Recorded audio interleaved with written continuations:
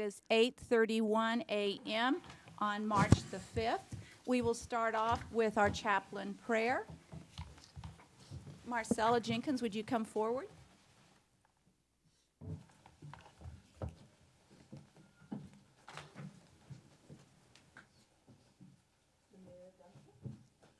Esteemed members of the City Council, our City Manager, Madam Clerk, and honorable department heads and guests, good morning. May we pray. Precious Father, Lord, you are the creator of the heaven and the earth, and we pause in the business of our lives to recognize and reflect upon the power you have entrusted to us. May we have the wisdom to use that power and our influence to build up the whole human family, and especially the citizens and guests of this great city. May St. Angelo be recognized by those within and without as a city that values neighborhoods and neighborly people, cherishes education and wisdom, promotes justice and compassion, encourages businesses and rewards hard work, supports the arts and rewards of our artists, celebrates together as a wonderfully diverse family, models politics that add values to the lives of all. Bless now this city meeting as council members deal with sensitive matters. May we see through your eyes, not our blurred vision, that is all good for the advancement and safety of the city of San Angelo. Amen. Amen.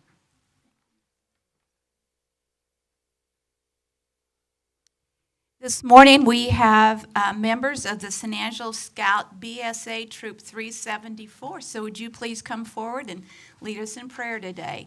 Come on. Don't be afraid.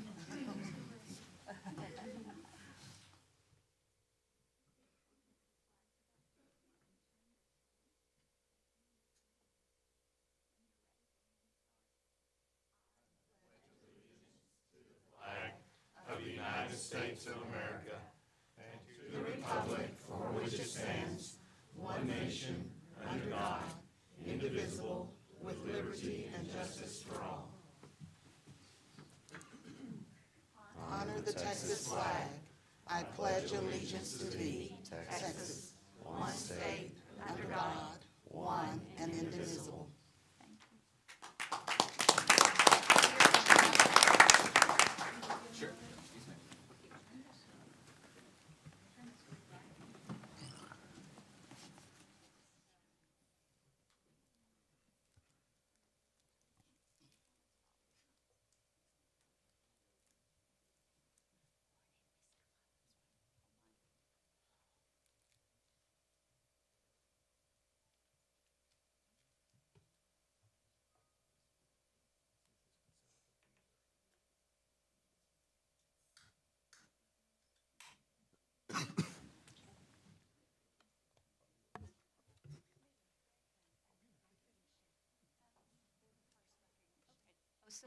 Okay, I wanted you to sit down so I could ask you to come back up again. Come on. Now you're scared to come up, aren't you? Today we are going to recognize San Angelo's first all-female Scout, BSA Troop 374. We congratulate Scout BSA Troop 374 as San Angelo's first all-female troop. On February 1st, 2019, for the first time, both young men and women ages 11 to 17 were welcomed into the iconic program for character and leadership development. The principles of scouting, as outlined in Scout law, trustworthy, loyal, helpful, friendly, courteous, kind, obedient, cheerful, thrifty, brave, clean, and reverent, wow, are important values in today's society for both young men and women. Now, all-girl troops will be able to earn the same merit badges and accomplish the same advancements that boys have earned for nearly 109 years in the Boy Scout program. This marks the first time in history that young women can begin the journey towards the prestigious Eagle Scout rank. The Scout Master for San Angelo Scout BSA Troop 374 is Jenny Price Fierro.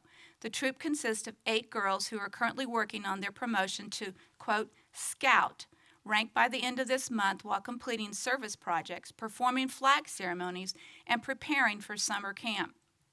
Therefore, I, Brenda Gunter, Mayor of the City of San Angelo, on behalf of the City Council, do hereby recognize and applaud Scout BSA Troop 374 for their achievement and positive determination to make a difference in our community. Thank you.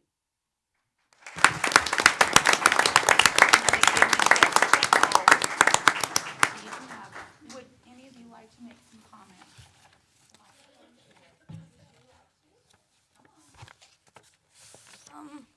I'm Rebecca Jacobson. I am one of the scouts that joined, and it's just really cool to be part of Scouts. And without having that, sure, people ask me, why did you join Boy Scouts? Girl Scouts have the same badges. I reply with, they do have the same badges, but you don't earn them. Girl Scouts, you have to clean a car. Boy Scouts, you get to repair one.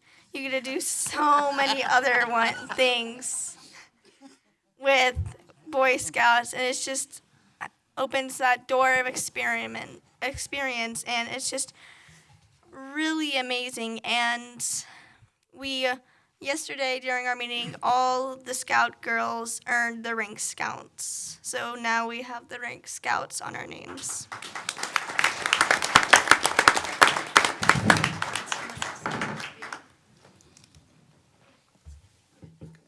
Thank you for breaking the barriers. Let's have a photograph. Come on.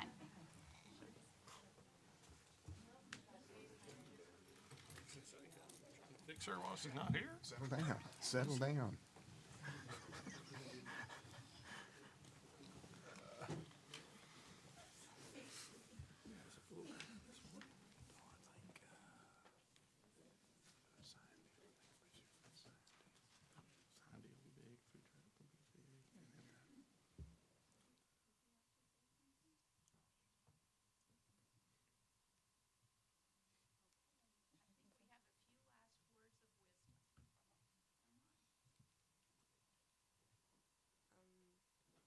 Hi, my name is Cadence Lunsford, and I joined Scouts along with all these young girls, so I could learn to do stuff, like she said, other than clean a car and stuff like that. I think it could really help me with what I could do in the future and what I want to do.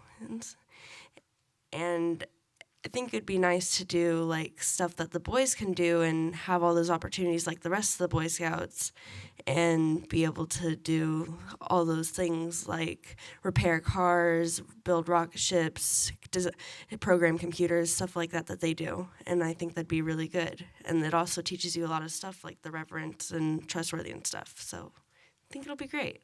Good job.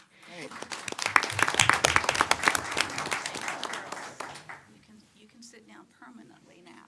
I won't get you back up.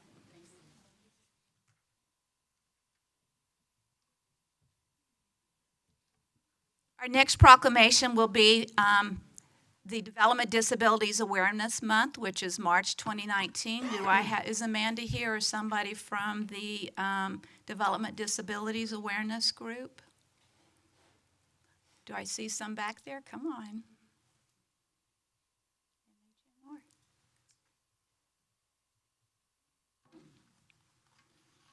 How are you today? Come on around.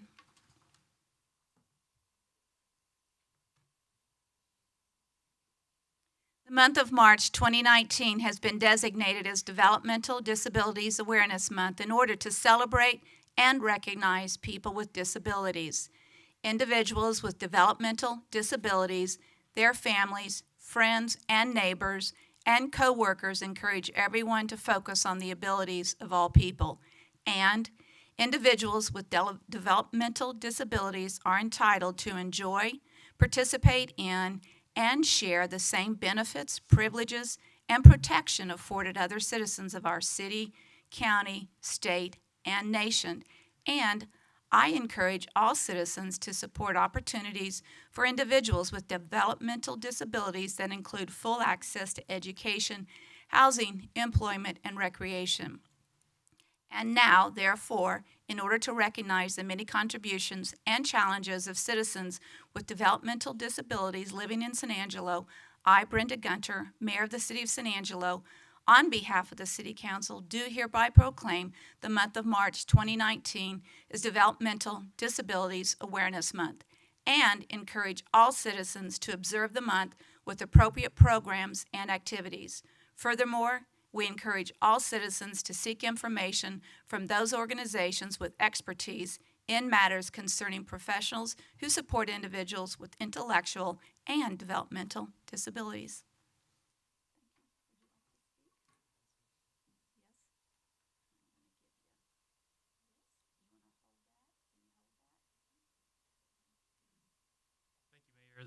Hello, I'm Greg Rowe with MHMR, the Executive Director, and with me I have the Concho Valley Bobcats. This is our basketball team, and what we like to think about at MHMR is the ability and not the disability in intellectual and developmental disabilities. Ability is this team is this is part of our team, not the entire team, but just 2 weeks ago won the tournament in Abilene for Special Olympics. And they're about to go at the end of this month for their 6th-time win, we anticipate, up in Big Spring at Howard College for Hoop Streams and Goals. It's a big celebration of the abilities of folks with intellectual disabilities. It's a great event, and this team has really triumphed over many others. In fact, had an injury, several injuries last 2 weeks ago with the San Angelo State Sport Living Center playing against them. They're a pretty intense team.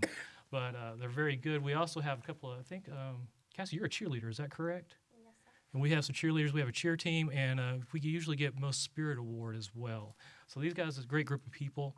MHMR, we try to support folks with mental health issues as well as IDD issues. This last year, we served 1,440 individuals with an intellectual disability. That alone. So thank you for your support for our team, our services, and what we do in the community. So thank you, Mayor, very much. We appreciate it.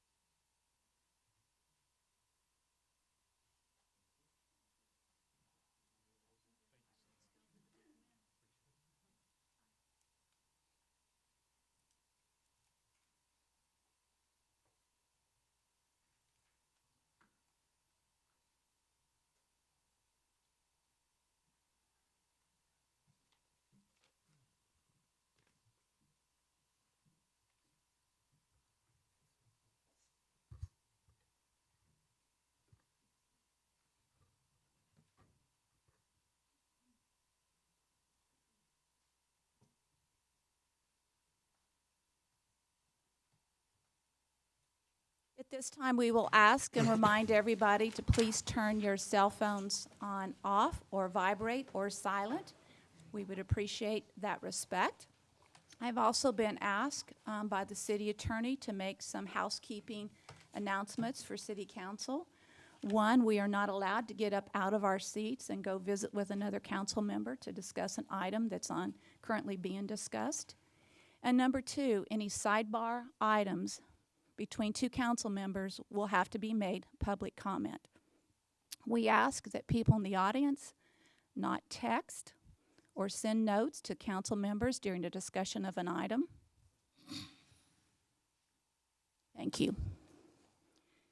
With that, we will open up for public comment. Issues or items that are not on the regular agenda may be raised by the public at this time. Citizens should speak from the podium, begin by stating their name, and limit remarks to less than 3 minutes. Council members may request that a discussed item be placed on a future agenda. The council takes public comment on all regular agenda items during the discussion of those items. Do we have anyone in the audience today who would like to come forward and make public comment?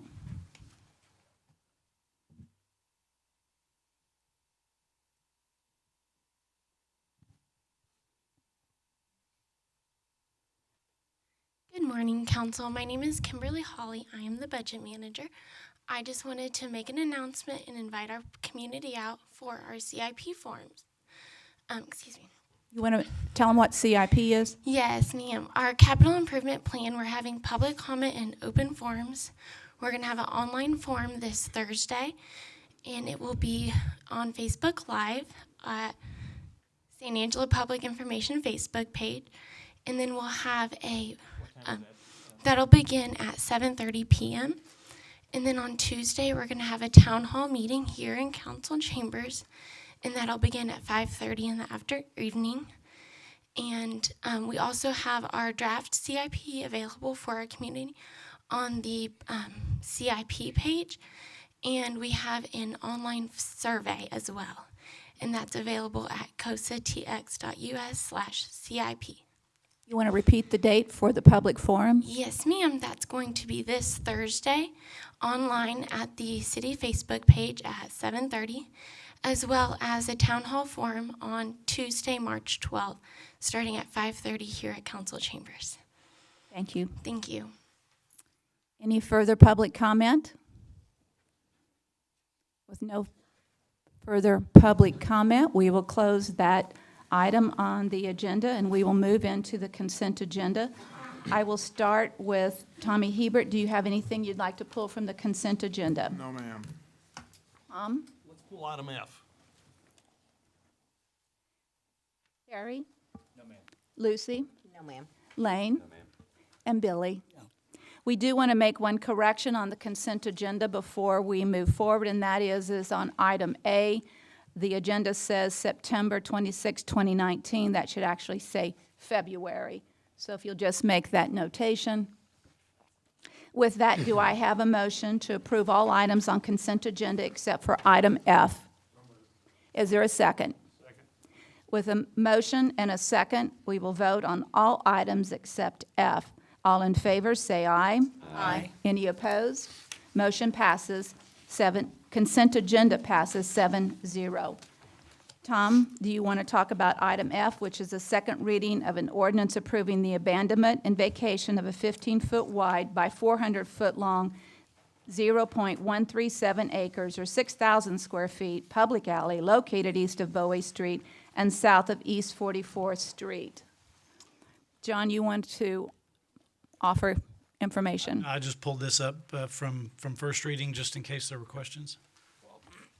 John, I've talked with the owner who's requested this easement. So as you can see on the stripe there on the screen, that whole red line, what if she's the only one that follows up on taking care of her part of the abandonment? What happens to the rest of it? Is it okay to do a partial abandonment to where she gets her part and we abandon the other 200 feet? So the short answer is it depends on what you guys decide.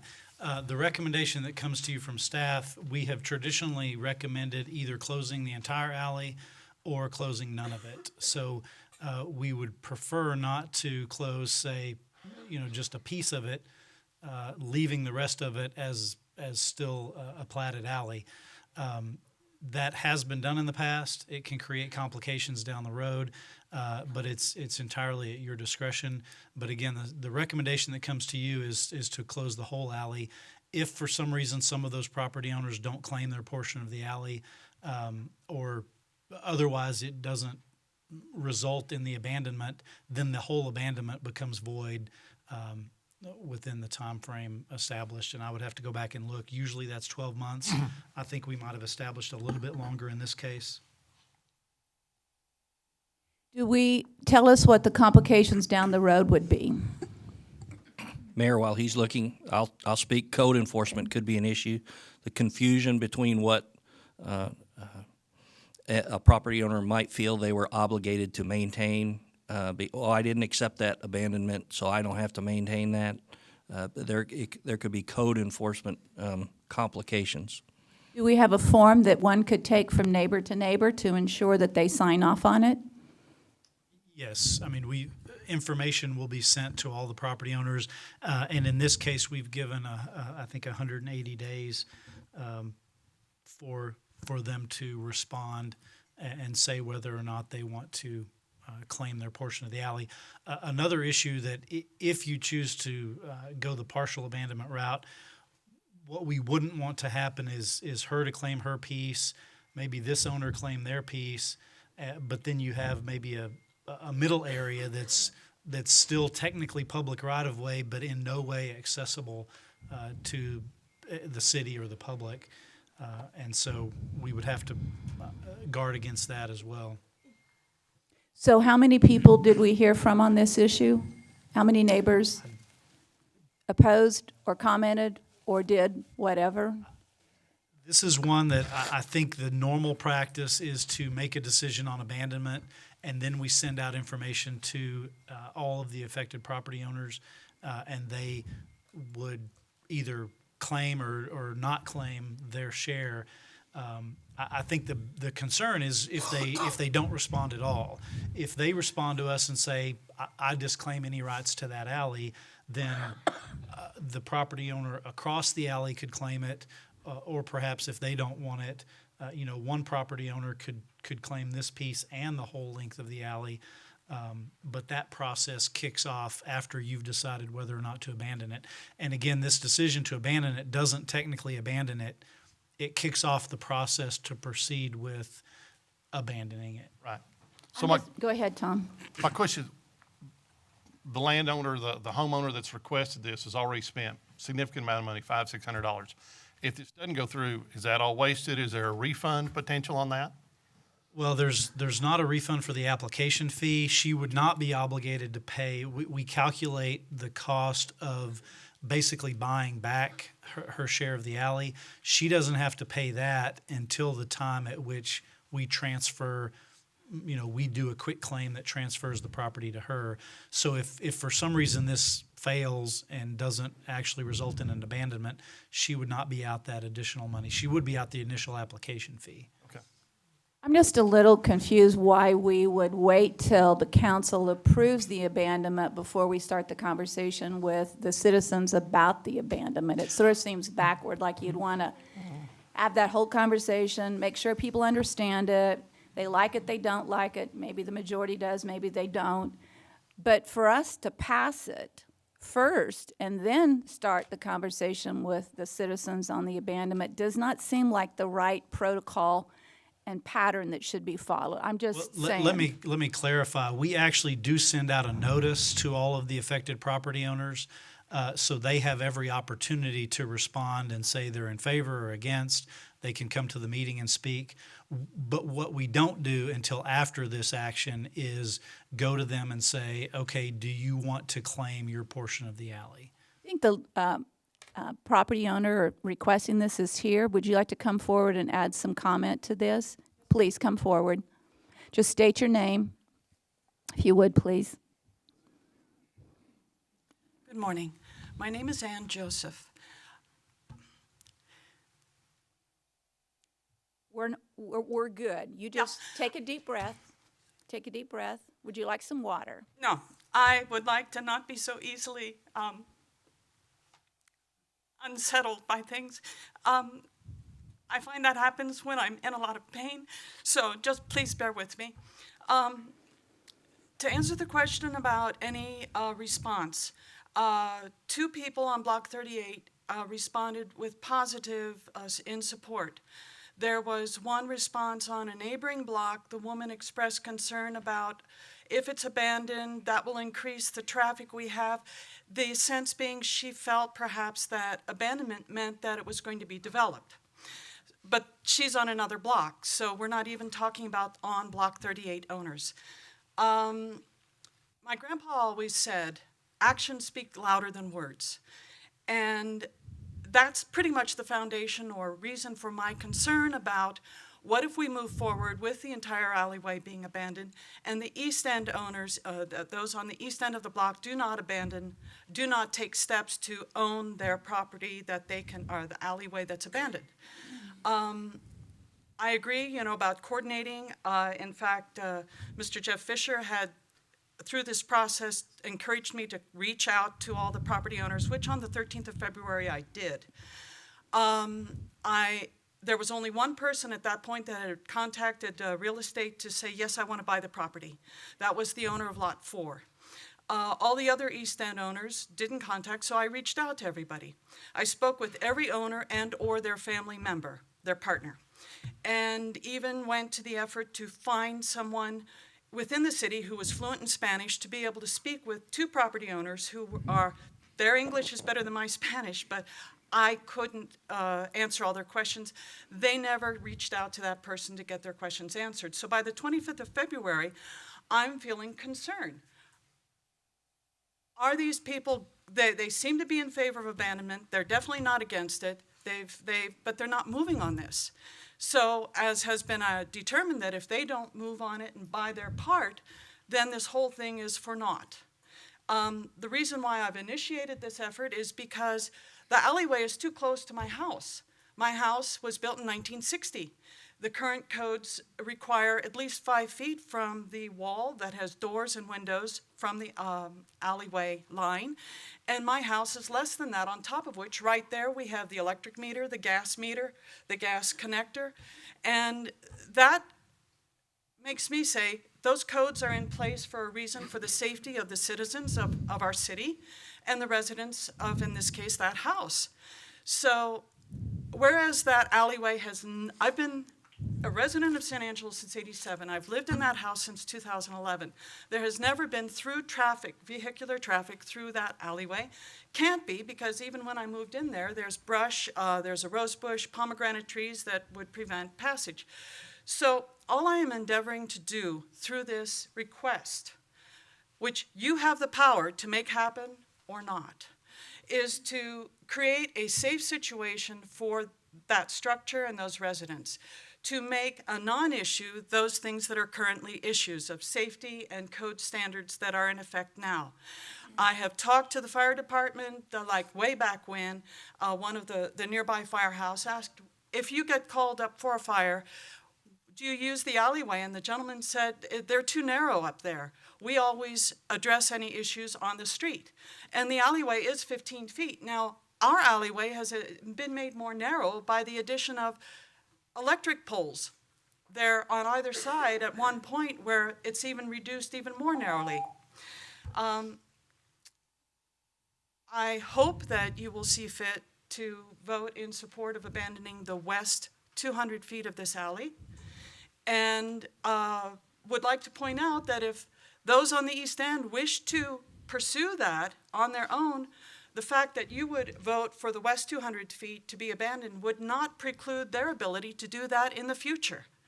It's still an option. And it does not go against any code that's in place right now by leaving 200 feet with city and abandoning the remaining 200. Would you have any other questions? Does anyone from council have a question that they would like to ask? And with what we've got proposed here, and you and I have spoke a couple times on the telephone. Yes, sir. With what we have here, we're just going to move forward. We're going to go with, I will propose a whole abandonment of the whole thing. And then if those people don't come through like they should, we'll come back and look at just your 200. All right? Sir, and with all respect, I don't think that the formal procedures and guidelines for ordinances and the review of items before your consideration would allow for that within like the 6-month period of time that has been allocated. Let's get that addressed. John Yeah, James, is that a possible, based off of Tom's motion or proposed motion, is that workable or not? Well, there's really two ways you could do it. The way you suggested, you could approve the whole abandonment. If it doesn't work out, we could bring it back she wouldn't have to file again or anything like that. I think the other way we could do it, if that's your intent, is to effectively separate the two sides. So abandon her 200. If she claims it, then that's done. Still approve abandoning the other half of the alley. And if those property owners come forward, great. If not, it goes away. But it's basically made it independent from hers. Does that make sense? It does, but we're trying to avoid the bottleneck where if somebody claimed it on one end and somebody claimed it on the east end and the west end, and then nobody claimed it in the center. And I think what I'm saying is, That would have you to be all in you one. make that one abandonment, Right? and then you make the rest one abandonment. So all of the remaining property owners would still have to agree, otherwise it would go away, but it would separate hers from the rest. I'm good with that. Is that the motion? Can you repeat that? Because I can't. Let's go, I want to say with what John said, Yeah, but with let's what go John through said. what John said. But let's make the motion on the abandonment on the west 200 feet of the alley. And then an additional abandonment for anything east of that property line on a separate proposal. Is that even close to what we're trying to say? I think you got it. Okay, with that motion on the floor, do I have a second? Second. With a second, we will now take public comment. Is there any public comment? With no public comment, we will take a vote. All in favor of the alley abandonment as proposed, say aye. Aye. None opposed, motion passes 7-0.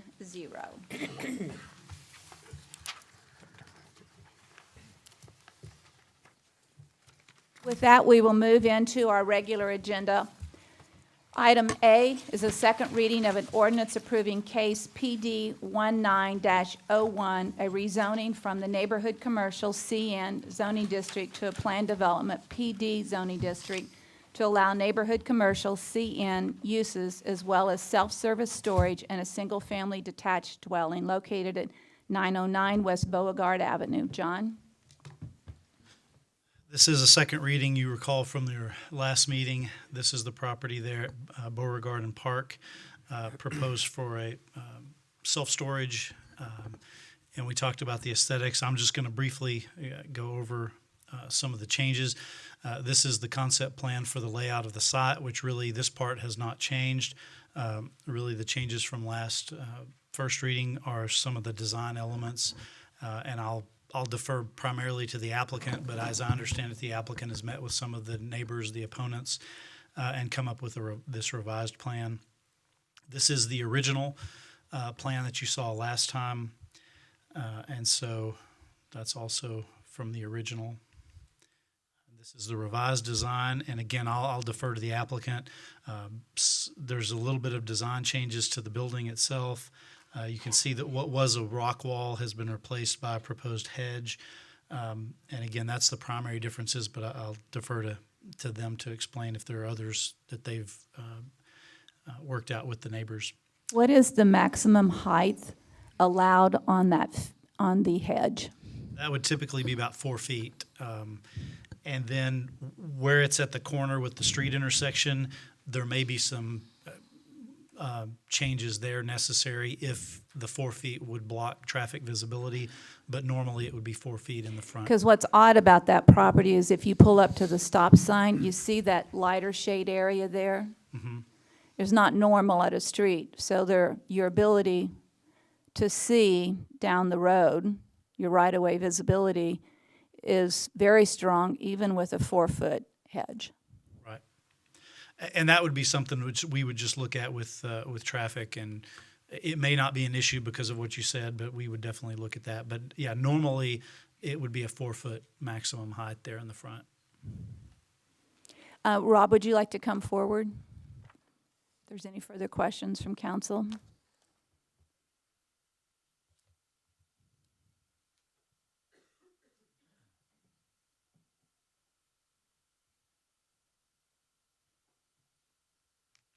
Rob Watkins. Good morning. This is my daughter, Amberly Watkins, and we would like to answer any questions that you may have. Do I have any questions from council? Questions. I like the revised designs. Thank you for incorporating those into this picture right here. Certainly welcome. Thank you, Amberly, for getting that done. And, this will be going before the DHRC, so we'll be finalizing, any recommendations that they have. My understanding is on that sight line, Brenda, it's 36 inches, but, 3 feet.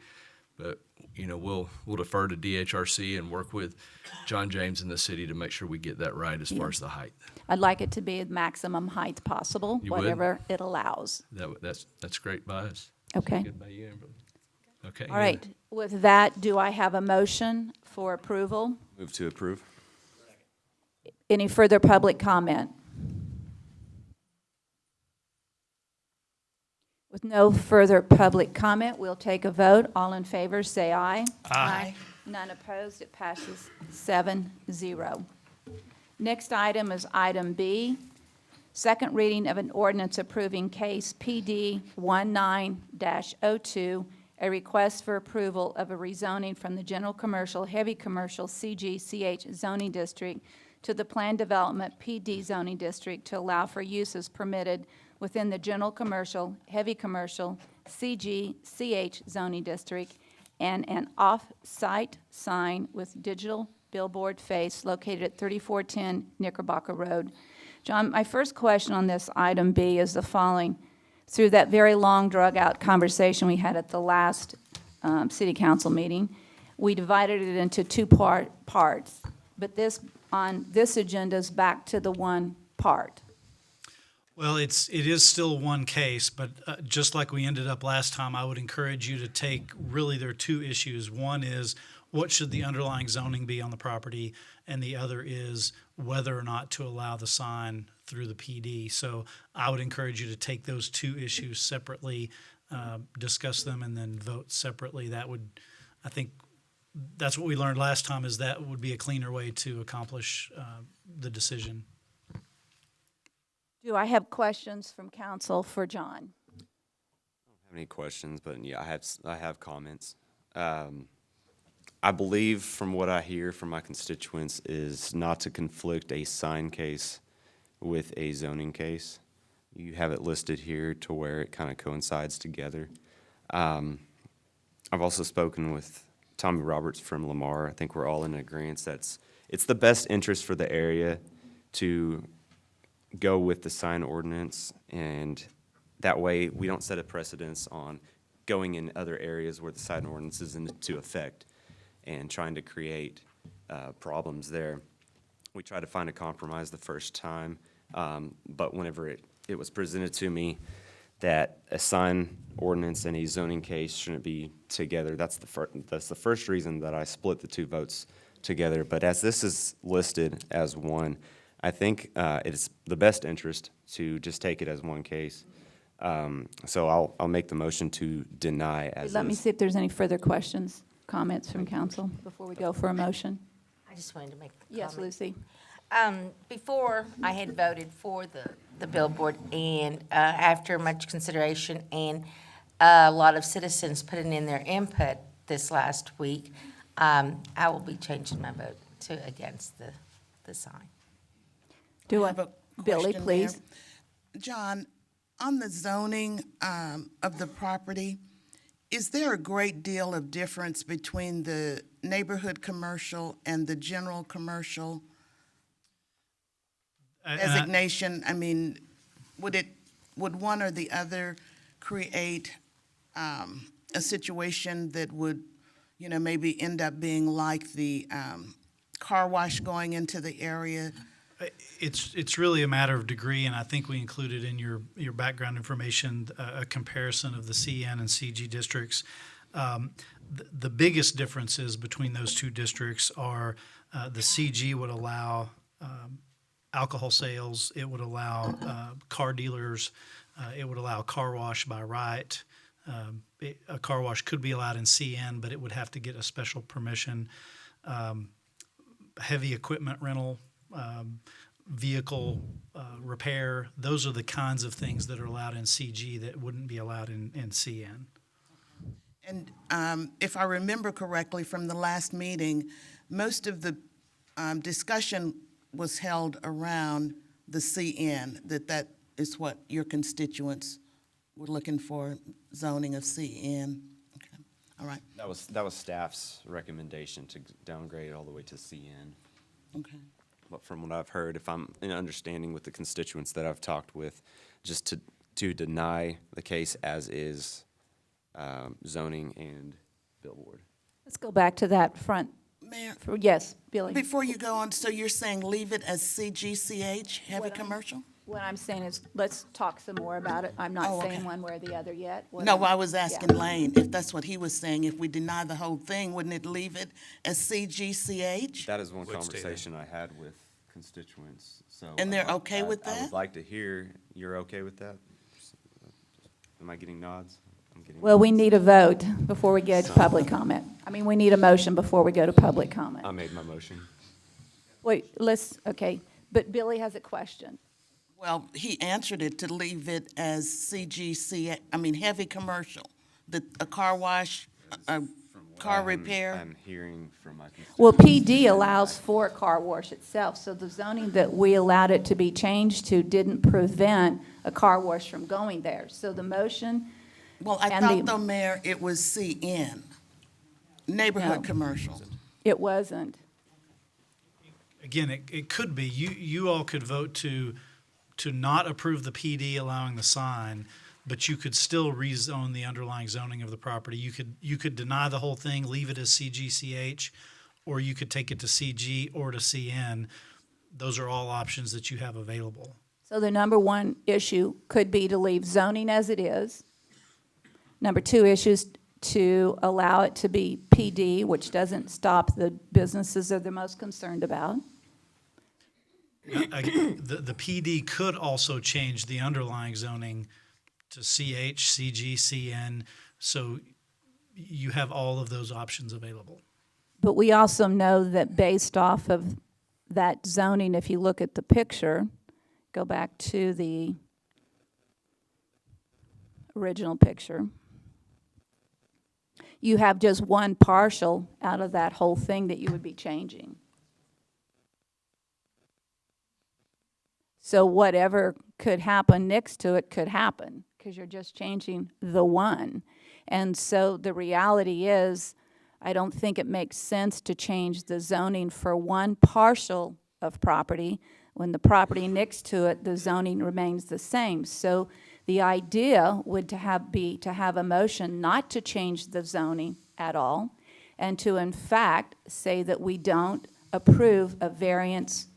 And by not changing the zoning, it will not allow for a sign to be put up, right? I believe my motion Correct. would deny both. Is that correct? Would deny the sign and deny the zoning change. So we're going to take it as one motion, not two separate motions? It's up to you Because I all. think you asked that we do it in two motions. That's how we did it first, and I think that's how he was asking. But if I'd make the motion to deny both, it denies it in one. Public comment, please.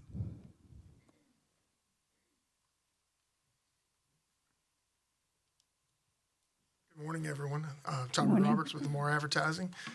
Live at 3918 Karen Drive in Abilene, Texas. I think a lot of you folks know me from last time we were up here.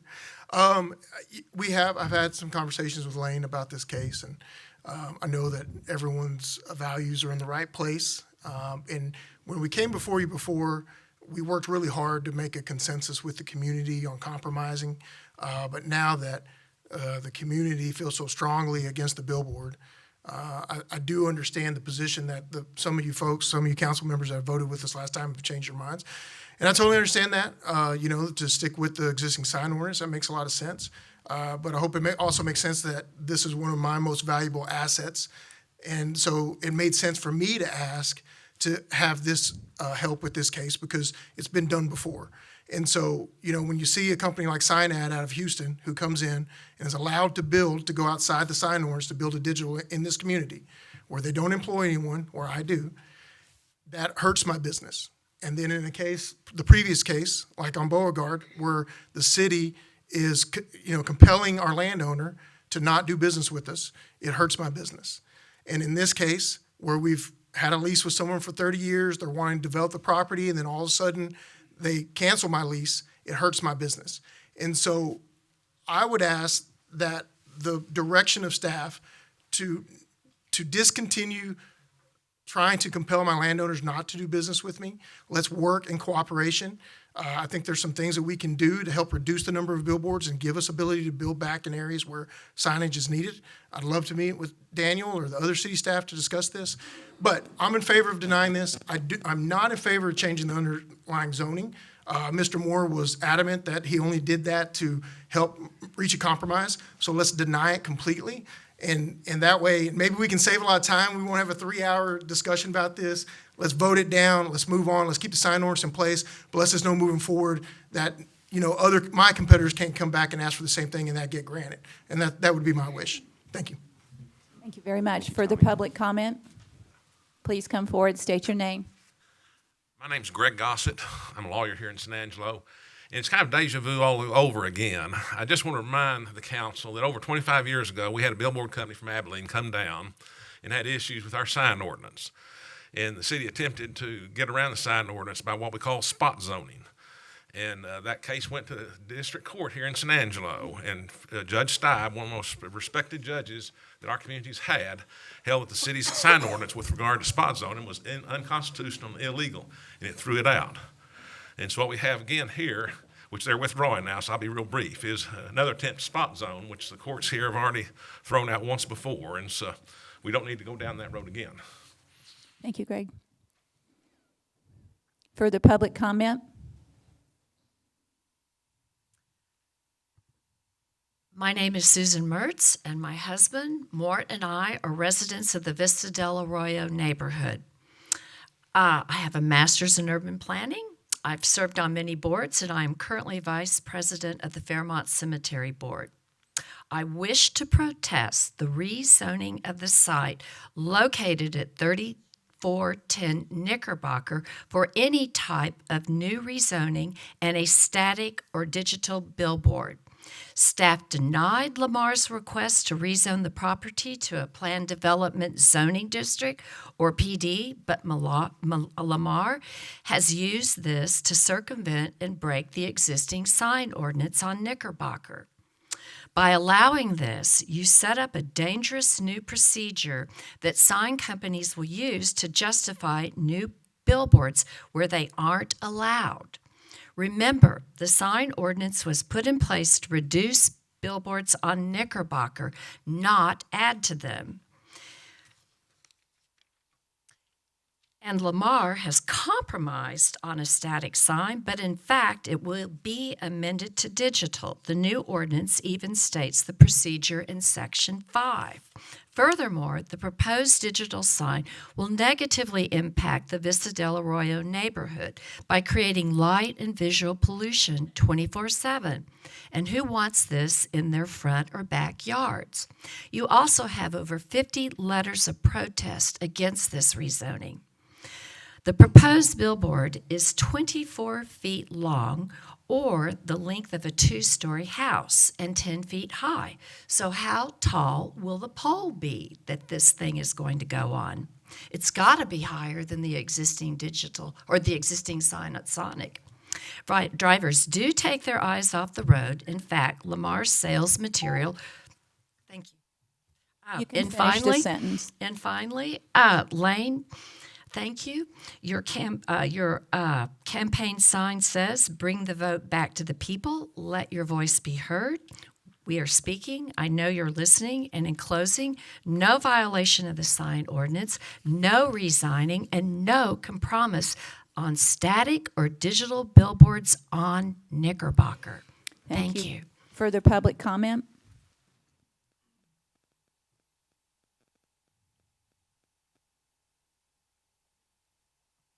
Morning. My name is Linda Wilson, and I am a neighbor of this very eloquent lady who just stood before you. I'm very pleased to see that Mr.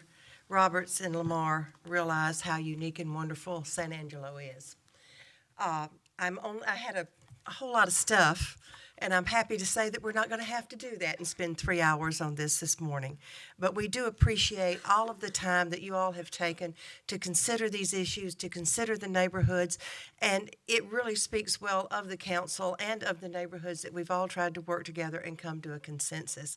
I just have one thing that I want read into the record.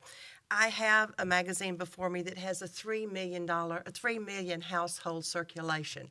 It's Cowboys and Indians, and I'm pretty sure all of you here are familiar with Cowboys and Indians, especially the ladies. Red Stiegel is the poet laureate of Texas. And in a recent interview with Wilson Franklin of Letty Boots, he talks about our city. And I wanted to take the opportunity to put this into record because this is a magazine that reaches 3 million households in Texas, and the people don't spend 8 seconds. They spend 60 to 90 minutes going through this thing. Red Stiegel, You know, San Angelo is one of those unique places. I think that there are two towns in Texas that have their own life and their own character, and that's San Angelo and Alpine. They're not influenced by a major city in any way. They make and break themselves, and I love it. That's San Angelo. Thank you for keeping it that way. Thank you for reminding us of that. Further public comment?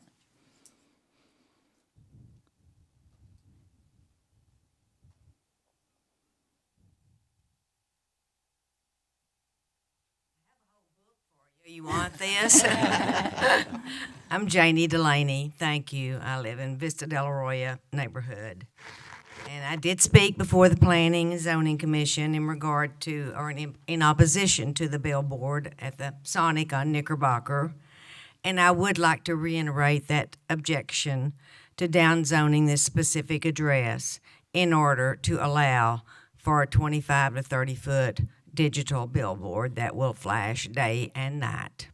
The sign ordinance must be retained, which allows for no new billboards on Knickerbocker, static or digital. Not only is changing the zoning on this specific plot an inappropriate use of PD, which by definition in the city's website is planned development districts. Quoting from the website, these districts are particularly useful when planning large-scale development with multiple uses. Further guidelines for the PD ordinance says it may establish specific guidelines for land use, landscaping, facade treatment, screening, setbacks, signage, parking, and other items. Obviously, this does not apply to this small plot of land. So this designation applies more to a new subdivision, totally inappropriate to downzone one address to allow for a new billboard, and it would be new, whether it's static or digital. And as you well know, a static digital billboard 1 year can become a digital billboard in the very near future. Lane, I'm asking you and other council members who voted in favor of the zone change to now vote against it. There is nothing wrong with changing one's mind after careful deliberation and purposeful fact-finding. Thank you very much. Thank you. Further public comment?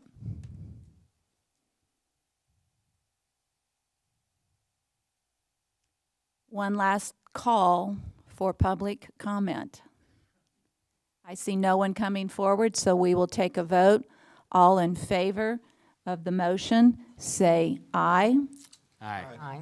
Any opposed? Nay. 6-1 passes.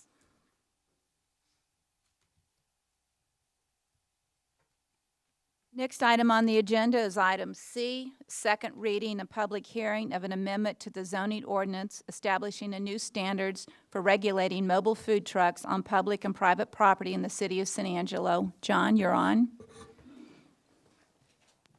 Thank you. Again, John James, Director of Planning and Development Services.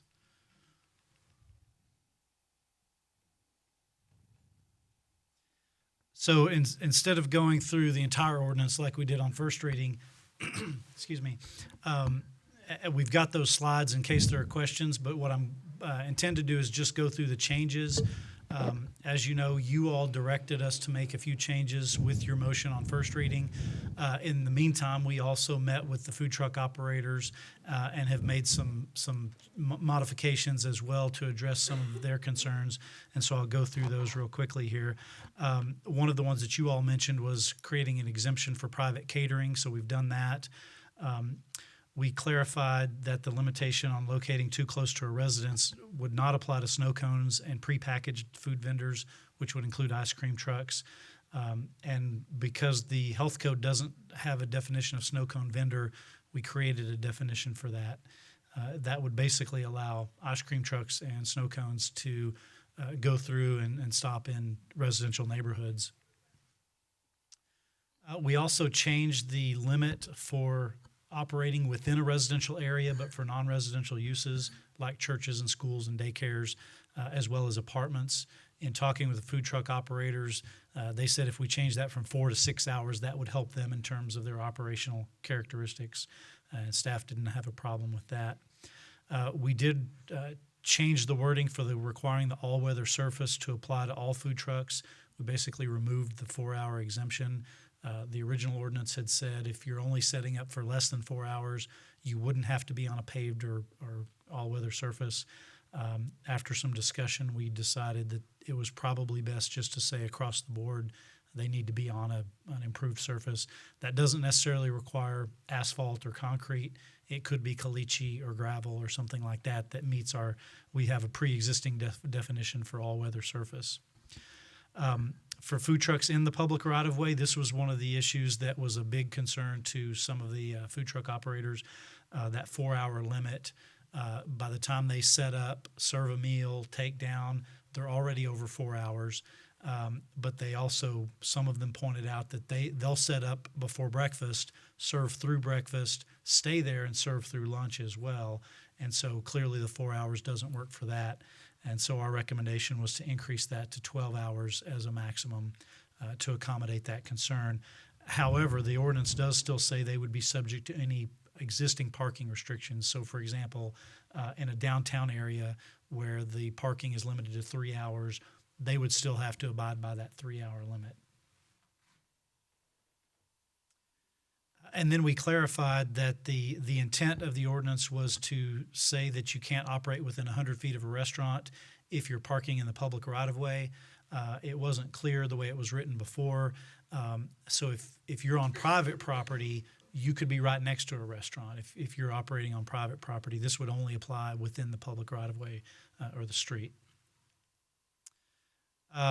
Then one of the issues that was raised was that 3 days you can, if you're mobile, not setting up at your commissary, you can set up for 3 days, but then you would have to leave that location for 3 days. And that was some discussion. We talked about a couple of different options here. 3 days, but then you'd have to leave overnight, or 3 days you have to leave for 24 hours. At the end of the day, staff's recommendation is still to say, if you're truly mobile, the idea is you're moving around, that you could be there 3 days, but you would have to leave for 3 days.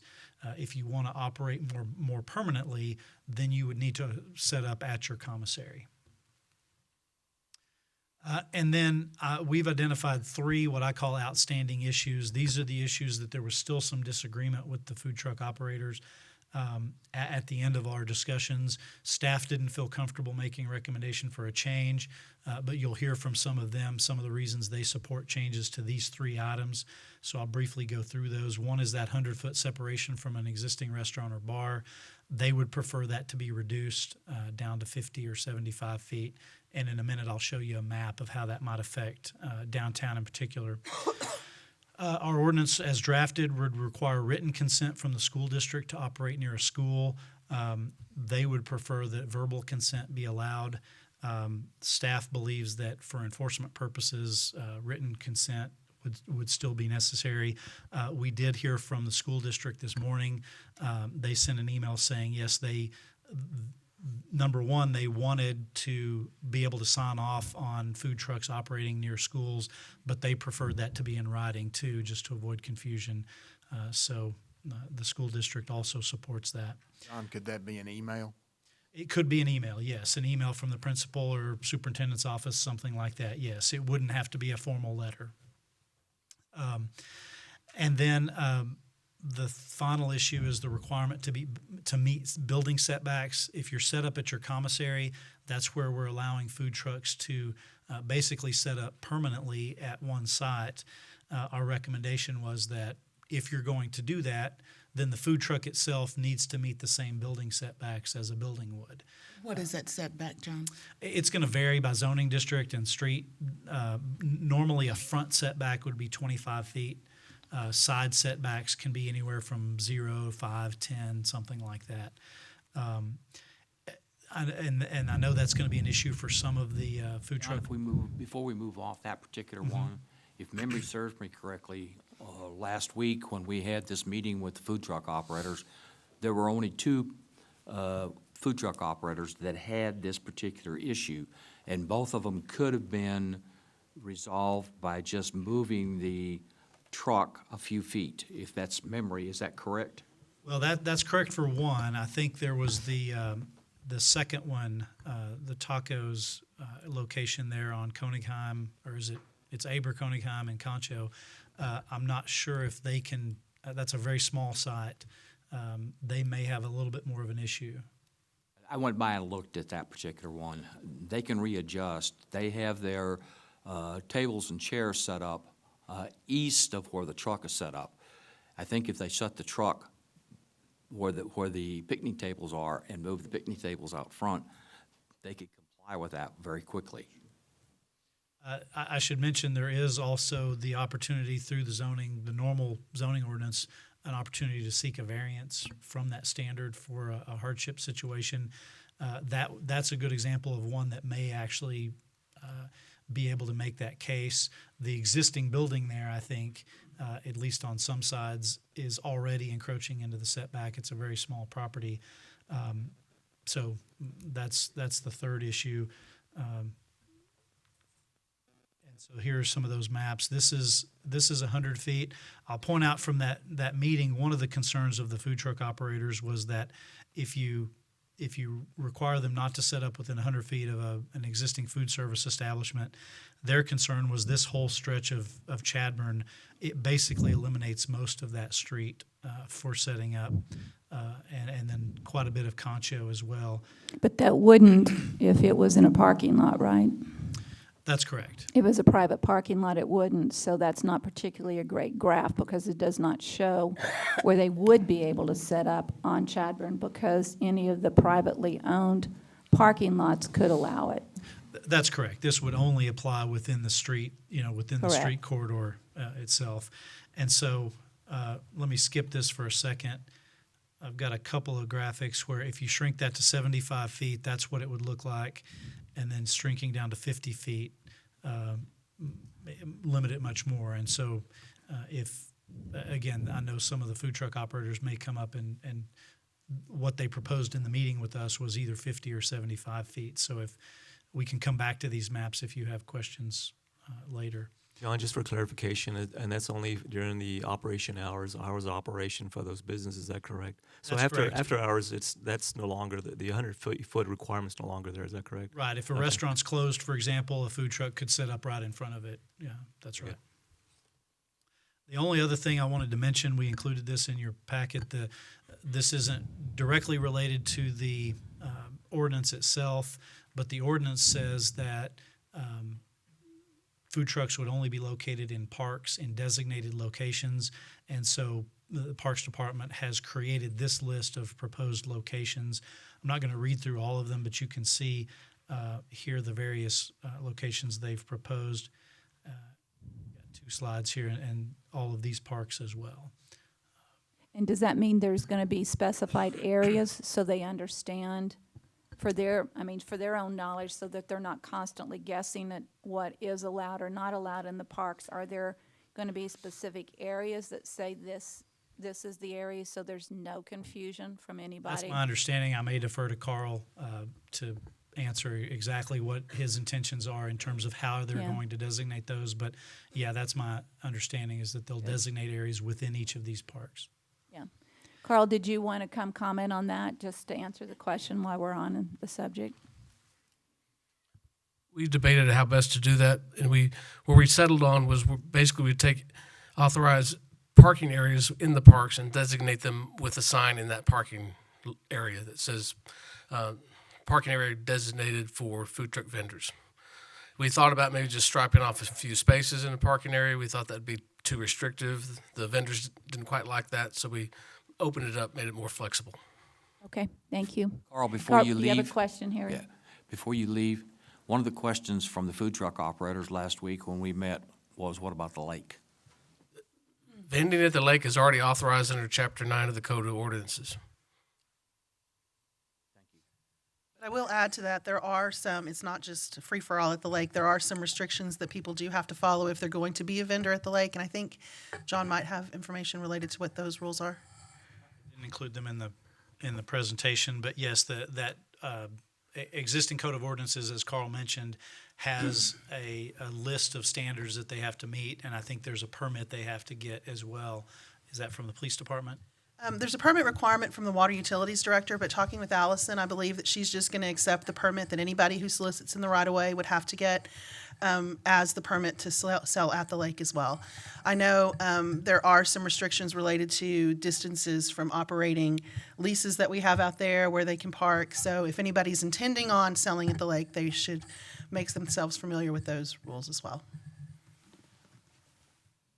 Do I have further questions for John from council? Harry? I think one of the questions, John, if you'll go back to, right, no, come back a couple of slides forward. Back forward, I heard that, yeah. Present the whole thing. Start all over. Keep coming. No. Go back. Oh, other way. I like that one. This is the first slide. So. I understand. Come forward. Okay, other way, sorry. Where you have some options. Other forward.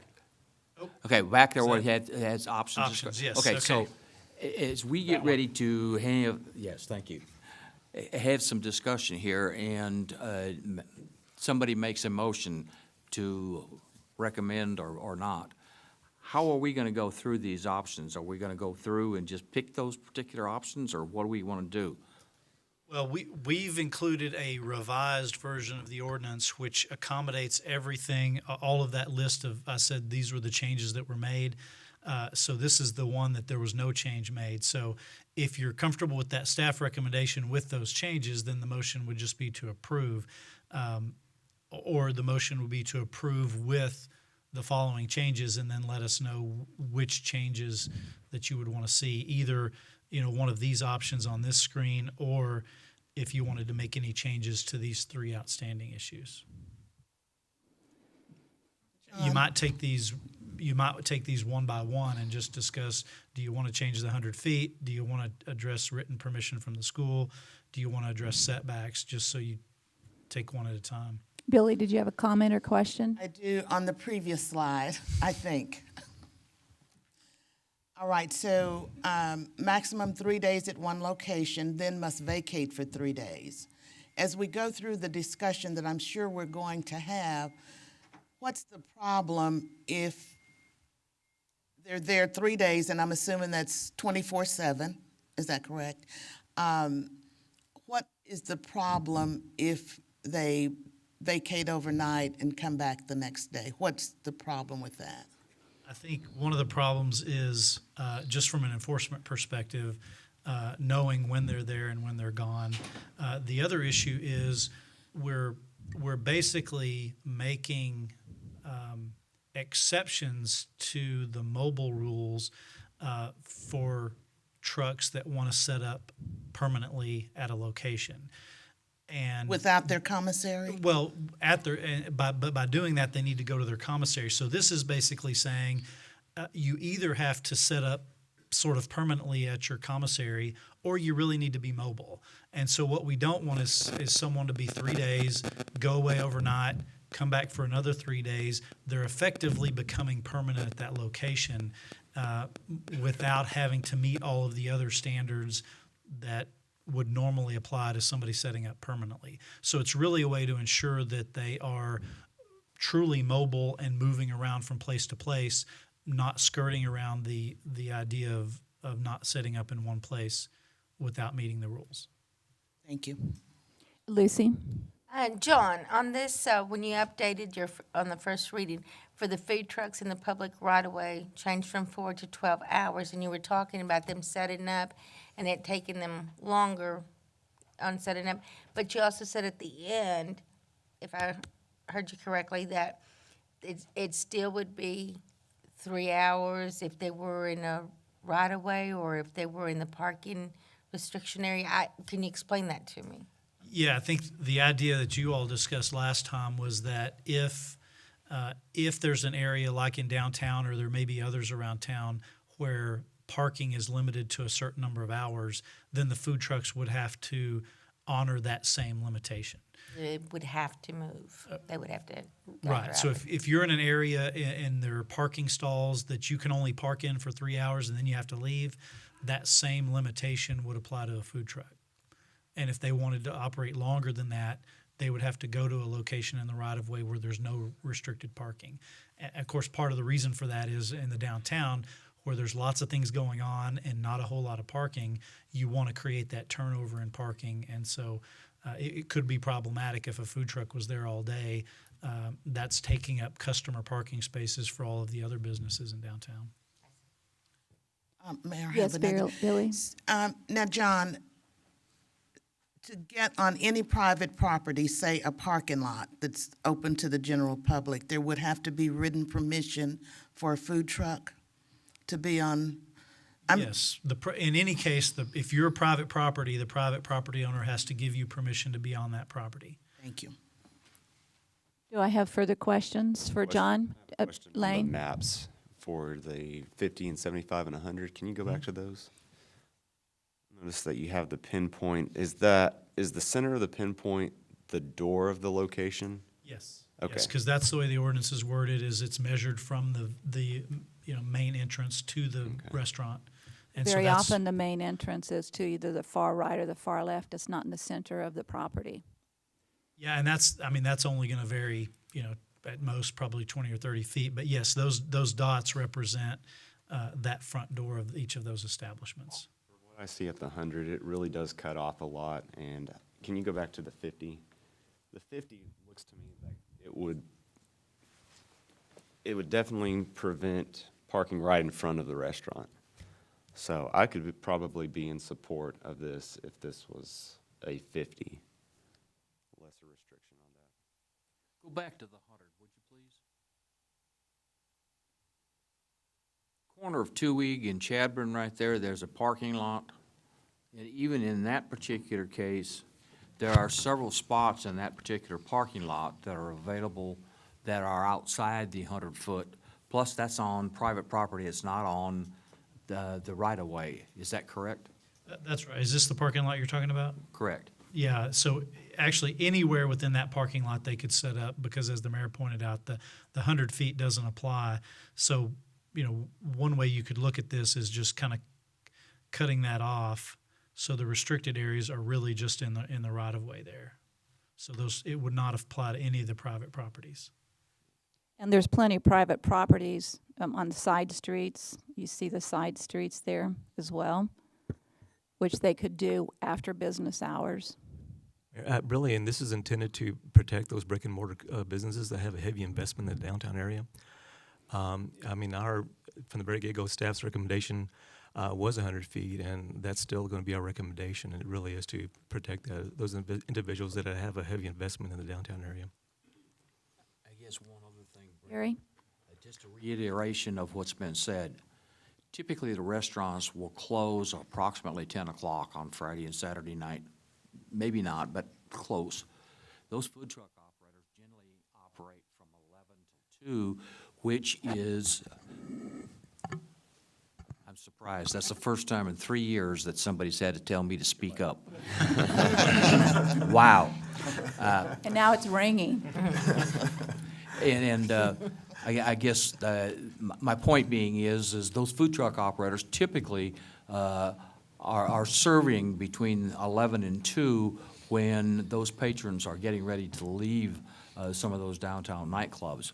So if they typically wait until the restaurant is closed, then they don't have to be with it. They can be within that 100-foot. Is that correct?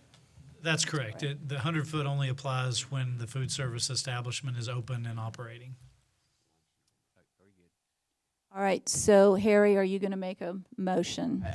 No, wait a minute, Billy, sorry. Before he makes that motion, the 100 feet, John, give me an example. I'm just thinking about, the restaurant on the corner of Chadburn and Beauregard that's closed right now. Fuentes. So where could a food truck park if it was 50 feet? So you can see here they could there's a little bit of an area there they could park. They could park around the corner here. They could park across the street or on this part of Beauregard. And then if we go to the, And there's parking lot there behind that building too. so then the 75, you could still get on the Beauregard and then across the street. It would pretty much limit it on the same side of the street as Fuentes. And then if you go to the 100 feet, you can see it shrinks that area. It eliminates this other side of the street, and this area would still be okay. But you can kind of see how that changes from each of the different distances. Well, did we hear from any brick and mortar restaurants regarding the 175 or 50-foot restriction? Well, I'm not going to speak because I don't want to be presented as a conflict of interest, but I think Dale Velasquez is in the audience, and he represents the Downtown Association. Well, can we ask a question before we make the motion? Well, that's what I about said, that? if you want Dale to come forward. Oh, He okay. represents downtown San Angelo, so he represents all the businesses downtown, and I don't want it to be perceived conflict of interest because I own a restaurant. No, ma'am, we don't want that. Morning. Good morning, Council. Del Velasquez, Downtown San Angelo Executive Director. Yes, we have heard from various property owners, not just business owners, but property owners as well. And they are concerned about the fact that they pay multiple taxes to operate in a brick and mortar, which food trucks do not. And as far as our organization is concerned, our goal has always been, for the last 12 years since we've been in existence, as a Downtown San Angelo organization, and that is to protect our historic properties, our historic buildings, and protect the integrity of our businesses downtown. I certainly agree that 100 feet is appropriate as far as for food trucks. As we've already stated, they typically do not show up until later in the evenings after the restaurants are closed. My understanding is they also can apply or go to the restaurant owner and ask for permission to park in a certain area or within that 100 feet area if the restaurant owner provides them a written consent to allow them to do that. And I know in talking again to some of our restaurant owners downtown, they've agreed. They said that some of them don't have an issue with giving permission for them. And so there's multiple advantages that have been provided through this ordinance for food trucks to be able to operate. I think there's one element that we're talking about now, which is much more protective of the brick and mortar. And I think that council would be prudent to allow or to vote for the 100-foot restriction. So, Dale, just so I'm clear, some business owners downtown have stated to you that if a food truck asks permission to be closer than 100 feet, they might be willing to give them written permission to do so. Yes, ma'am. Thank you. Thank you, Dale. So, John, could you go back over the no change list that you had?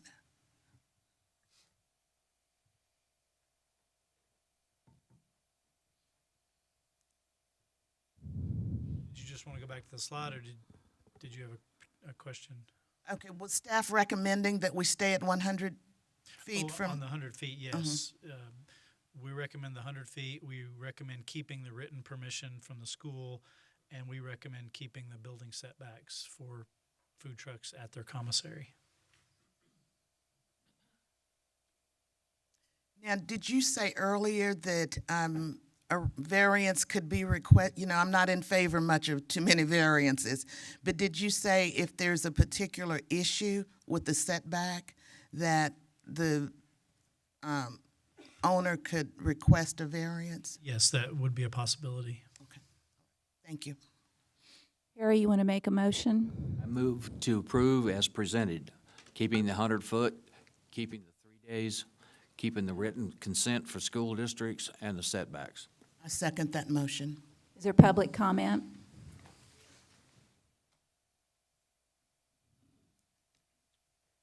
I just want to make sure that council realizes that in downtown, we have an inordinate amount of nonprofit organizations, and that's just part of the fact that we're downtown. City properties, county properties. There's a lot of institutions that are nonprofits that are located in downtown, and so our tax base is limited because of those. It's just a fact of life. That's just the way it was when downtowns were created, and back in the day, that's where everybody was. And so subsequently, we have a large number of properties that are not taxable. These businesses that we're referencing are paying taxes and contribute to the tax base. And so I just wanted to put that out there in relationship to continue to protect those that are paying accessible tax, well, not accessible, but taxes that increase and help our city meet its goals and objectives as far as our infrastructure and all the other things that you all make decisions on relative to the financial goals. Thank you. Further public comment?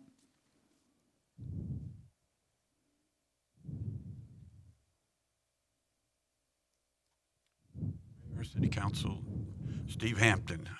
I think you're swatting at gnats on this stuff. I wonder how New York and Chicago allow street vendors as they do, and we don't have the problems. I don't see how you think a truck parked has to have all of these requirements when it's temporary already. I just don't. Somebody's going to homestead a parking space and make a living at it. I just don't understand that. I also don't understand how you think a truck is going to offer the same atmosphere as a restaurant and the benefits that restaurants offer. I can't see any comparison between the mayor's restaurant and one of these food trucks at all. I just can't grasp it. So I think you're being unusually harsh. I think they offer a festive atmosphere at times and add to the life of downtown. And I don't understand how you can restrict them so. Thank you. Further public comment? Brenda, if I might, one Yes, more go question. ahead, Harry. John, I want to make a comment on this particular ordinance really opens up the food truck to operate in a lot of different areas that by ordinance today they cannot. Is that correct? That's correct. Okay, I want the public to understand that because I keep hearing people say, you're infringing on my rights. It's put down. This really opens it up so much greater for these food truck operators to be able to get their venue, their food out to several different other people that they today cannot do by ordinance. Now, just because they're operating in some places, which we have decided that we would, while we were redoing this ordinance, we would not enforce. I think people think that we're taking some of their rights away. So I want that people to understand this opens it up. That's right. Thank you. And I'll just point out, Chicago requires 200 feet from a restaurant for food service near a restaurant. Please come forward and state your name. My name is Adrian Soto. I wish I had more time because I could go over all those with y'all. And You have kinda give 3 y'all- minutes. Okay. So I'll just go to the 100 feet. It shouldn't be done. 50 feet is more than enough room. Originally when we talked, there was nothing, and then it was to 50 feet, and then it was 75 feet, and then it was restaurants, and now that I'm noticing restaurants and bars, that was never the conversation we've ever had behind closed doors. Like when we're meeting as a group, that was never brought up. So that's just something extra. So when we're talking about the 100 feet of a restaurant and the operation hours of a restaurant, well, now you're including the bars. The bars are open till 2 o'clock. you'll never be able to operate on there. They're taking away the entire Chadburn, almost the entire Chadburn area. It should be 50 feet. There's nothing wrong with competition. The food truckers pay tax dollars, sales tax just like they do. They have property tax just like the buildings do. No business should have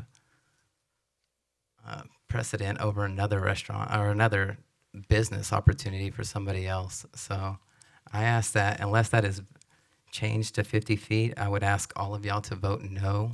It's not right. It's just not, it's not right. The written consent, that seems, I understand if the schools want that, that's fair. The setbacks would make Raina's, you're right, but the way she positioned her building, you'd be messing her entire concept up. So originally when we talked about that too, we were talking about rezoning that area, and that was how Lone Star was going to be able to operate and Raina's was going to be able to operate. So unless that zoning happens, I wouldn't think that applying the setbacks to the food trucks would be good for those businesses. It would absolutely impact those businesses. So that's just my comment. Thank you very much. Further public comment? Terry, does your motion include the 3-day and overnight, or as is? As written. Carlos Rodriguez, good morning. Welcome. Speak a little louder. Okay. There we go. You're so tall, you're kind of far away from that Yeah, microphone. scoot it a little bit. I want to thank you. We are a shaved ice truck, Kona Ice. I want to thank you for that exception. We have that tradition, that American tradition with the ice cream truck going through our neighborhoods, and I'm glad we're keeping that tradition. You'd be amazed to see how, as we're going through neighborhoods, how neighbors come together and maybe normally don't talk to each other anymore. But when they come out to the truck together, it's good to see that we're going to keep that. Now, I need some clarification. We discussed the lake a little bit, and I know the lake is a city park and wasn't included in that. I know there's some separate rules and stuff for that. I'm really not sure where to go get a permit. We were getting it at the police department. Where you go now to get a permit? What does it cost? It was $150. And kind of the rules. We were out there last year. We have a little mini truck that we parked in a parking slot at the beach area, and we were stopped by the police department telling us we weren't allowed to do that. So if I could get some clarification on that. The rules that deal with the lake are in a separate chapter. It's in Chapter 9, which is actually the parks. And I don't know off the top of my head what all of those rules are, but there are rules related to how close to the roads you can park, how close to our leased vendors you can park, and those sorts of things. The permit, there is a separate permit requirement, but as I said, Allison, who is the water utilities director, she's the person who would issue that permit. She's agreed that if you have a permit from the police department, that's all that's going to be required. I think that's all that Lake Patrol checks out there anyway.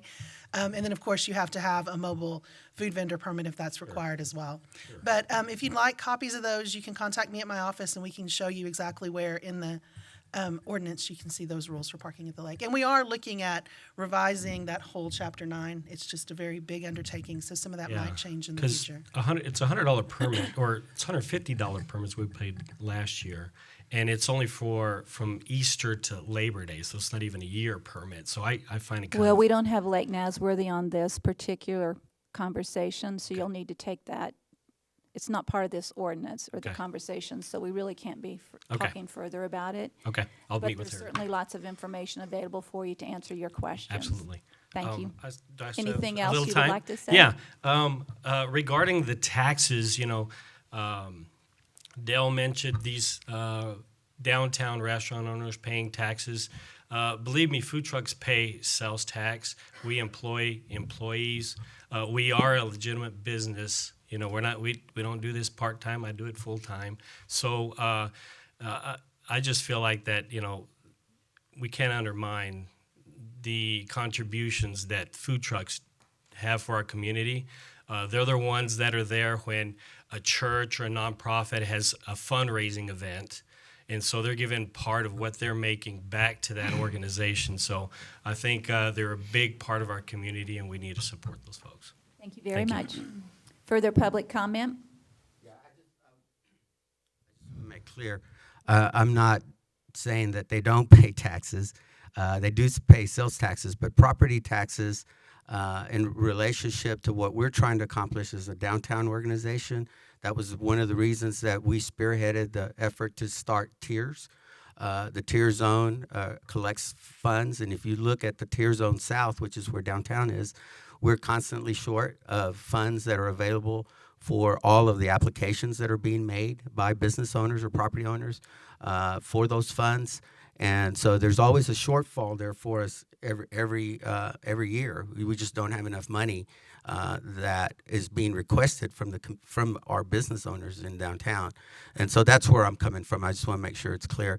And as far as for the bars, I bet you anything in the world, those bars would be more than willing to help the food trucks set up within their bar business, because they don't serve food and they don't have to compete against the restaurants. And that's a big reason I think a lot of the bar owners don't go into the food industry, because they're more interested in serving as an entertainment venue. One more thing, and this is a fact, 80% of restaurants fail within the first year. That's a very high percent. And these are the brick and mortar restaurants that are being established. So we need to take that into consideration. Did you have a question, Tom? I've got a question on the sales tax. I mean, do they really pay sales tax, or they charge the customer sales tax, they collect it and convey it back? That's correct. Okay, so they're not paying sales tax. They're taking the sales tax from the customer Correct. and giving it in. Okay. That's correct. I just Yeah. want to make sure I didn't get that wrong. That's true. Further public comment? Your name again, please? Adrian Soto. So the 100 feet, I understand what you said, the bar owners would get permission.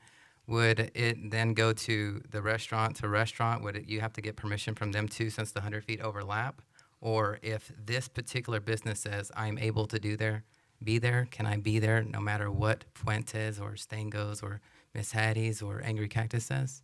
Well, one of the things, again, that, remember this, when the business is closed, if the restaurant's Right, closed but I'm at talking 10 about o'clock, like you during don't business have hours. I understand what to- you're saying. Yeah. Yeah. Yeah.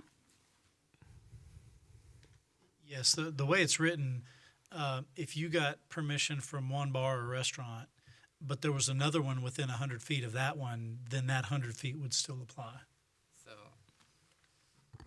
So it still wouldn't matter even if the bar owner did say yes. The 100 feet overlaps the entire Chadburn area. So I just want to let that be known. And All right, thank you very much. Any further public comment?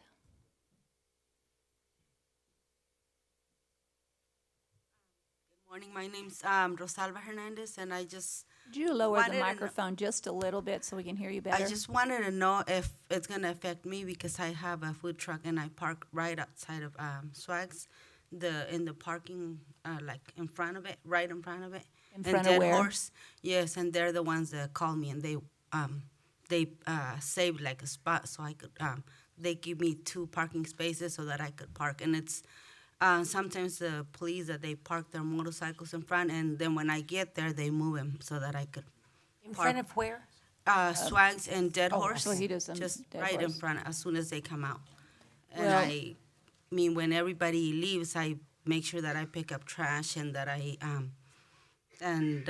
I mean, I don't have tables or nothing. I just serve the plates, and then if I go check after I finish, and I pick up trash. So I just wanted to know if that's gonna affect me, you know. Well, because- number one, that means that the bar has given you permission to be there, right? Yes, All right. both of them. All right, so in that case, you're legal because you've had permission, you've been given permission to be there. Right? Yes.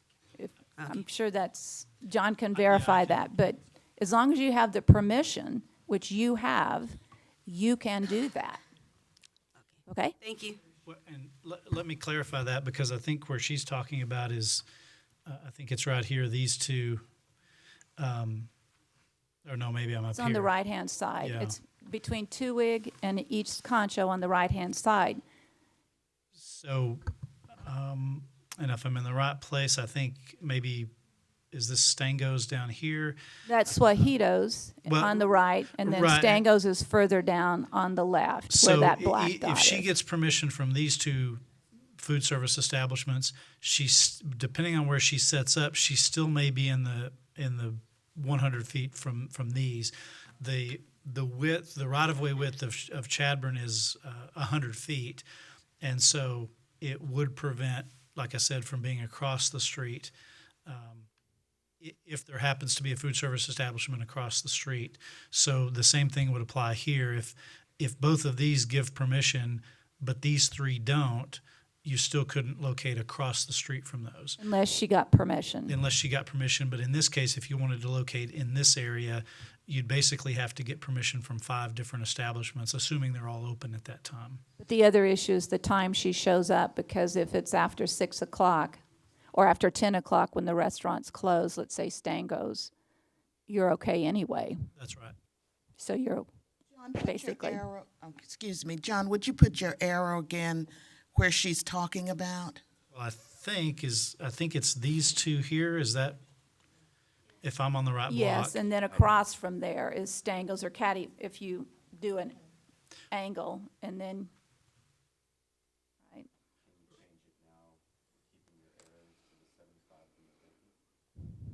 And if she had permission of both of those, it would be okay. And if it was after 10 o'clock, Well, and it's, if she had permission of these two and we're still on the 100, this property there would be a circle, something like that. So there would still be some areas across the street. Right. there are options, and you're being allowed to do it now, right? Your businesses are approving you being there, right? And so, again, because the right-of-way is 100 feet wide, to answer Lane's question, if we went to the 75, then that wouldn't prevent somebody across the street from a restaurant. It would effectively prevent it on the same side of the street, but not across the street. Put those arrows back and put it on the 50. 50 would shrink it even more, as you can see here. I think this would prevent it from at least parking right in front of the doorway of an establishment, but would limit how many other businesses they would have to go to get written permission for, and still allows for competition. Do we have further public comment? I could support this if it's a 50. I don't want to be rebellious or anything. You had mentioned earlier that you felt like you didn't want to respond to something because of conflict of interest. Would you mind not voting on that one particular thing because of your interest in the restaurants downtown? And I'm not saying that you would vote one way or another. No, because this is bigger than the downtown area. It's a bigger, Right, but I'm broader. saying we're talking about voting one by one is how I understood it That's a while not ago. the motion on the floor. Okay, It's not how the that's what he motion on the floor suggested. is. Okay, well, okay, thanks. Come forward, please. Good My morning. name's Jesse Noriega. I'm with the Brewer Local. I just have one question. On the asking the bar or the restaurant, that would affect a lot of us because they would have, say, a favoritism. Say, Suaguito would say, you can park here, but I can't. Or you can park over here. And, you know, I think if they're going to let one, they should let all of us. I mean, it's just, you know, if not, it's going to get to the issue like she says, they already have a parking safe for her. And, you know, if I get there early enough, you know, it should be a city parking.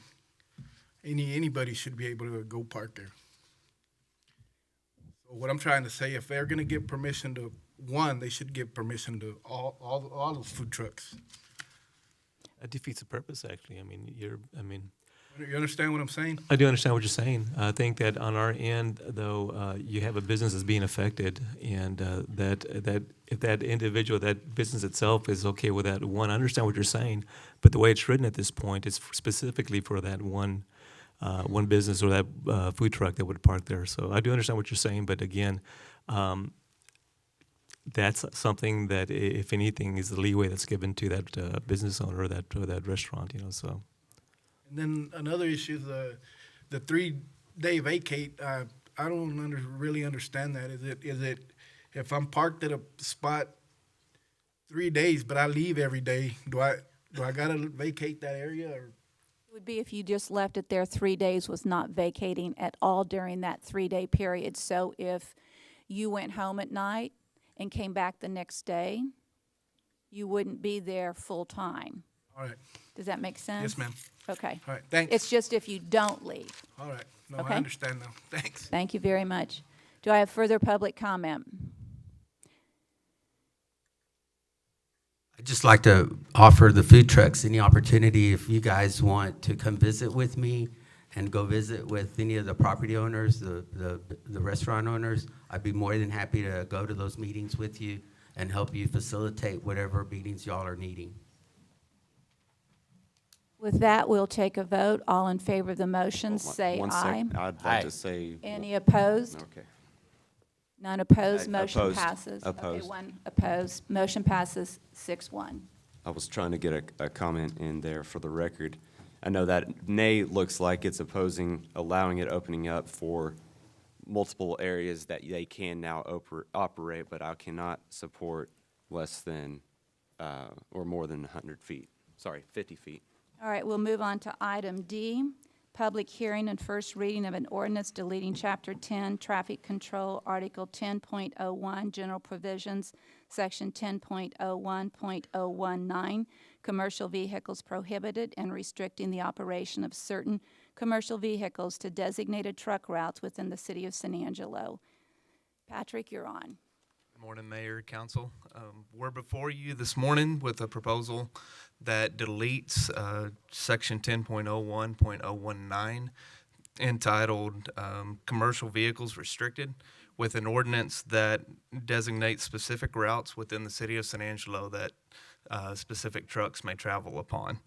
And working with from guidance from City Council and in working with city staff, TxDOT, PD, and the courts, we've come up, excuse me, sorry.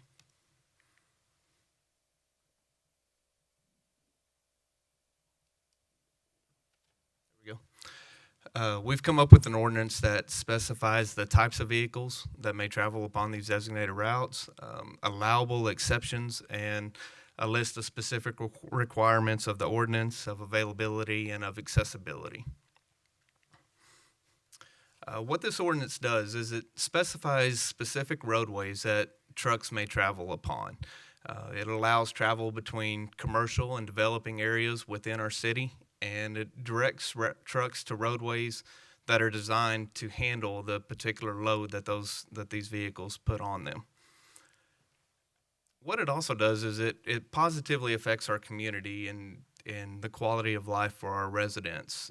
What we've gotten feedback and what really drove this ordinance was feedback from residents and from citizens saying that there's larger vehicles, larger commercial vehicles cutting through their neighborhoods and cutting through streets that were impacting their homes and the way their quality of life. So it's what really started this conversation back in actually 2015 is when this was first presented. So what this also does is it maximizes our street maintenance funding. We all know that streets are a priority, and we want to make sure that our streets are not deteriorating any faster than they should be. And by restricting specific vehicles onto specific roadways, we can help maximize those lower designed roadways that aren't designed for that specific traffic and maximize the money that we do put into those streets. Patrick? Yes, ma'am. Mayor, I have. Yes, please, you Billy. mentioned 2015. Would you restate what you said went into effect in 2015? Nothing went into effect. What we did in February 3rd of 2015, we sought guidance from City Council at that point.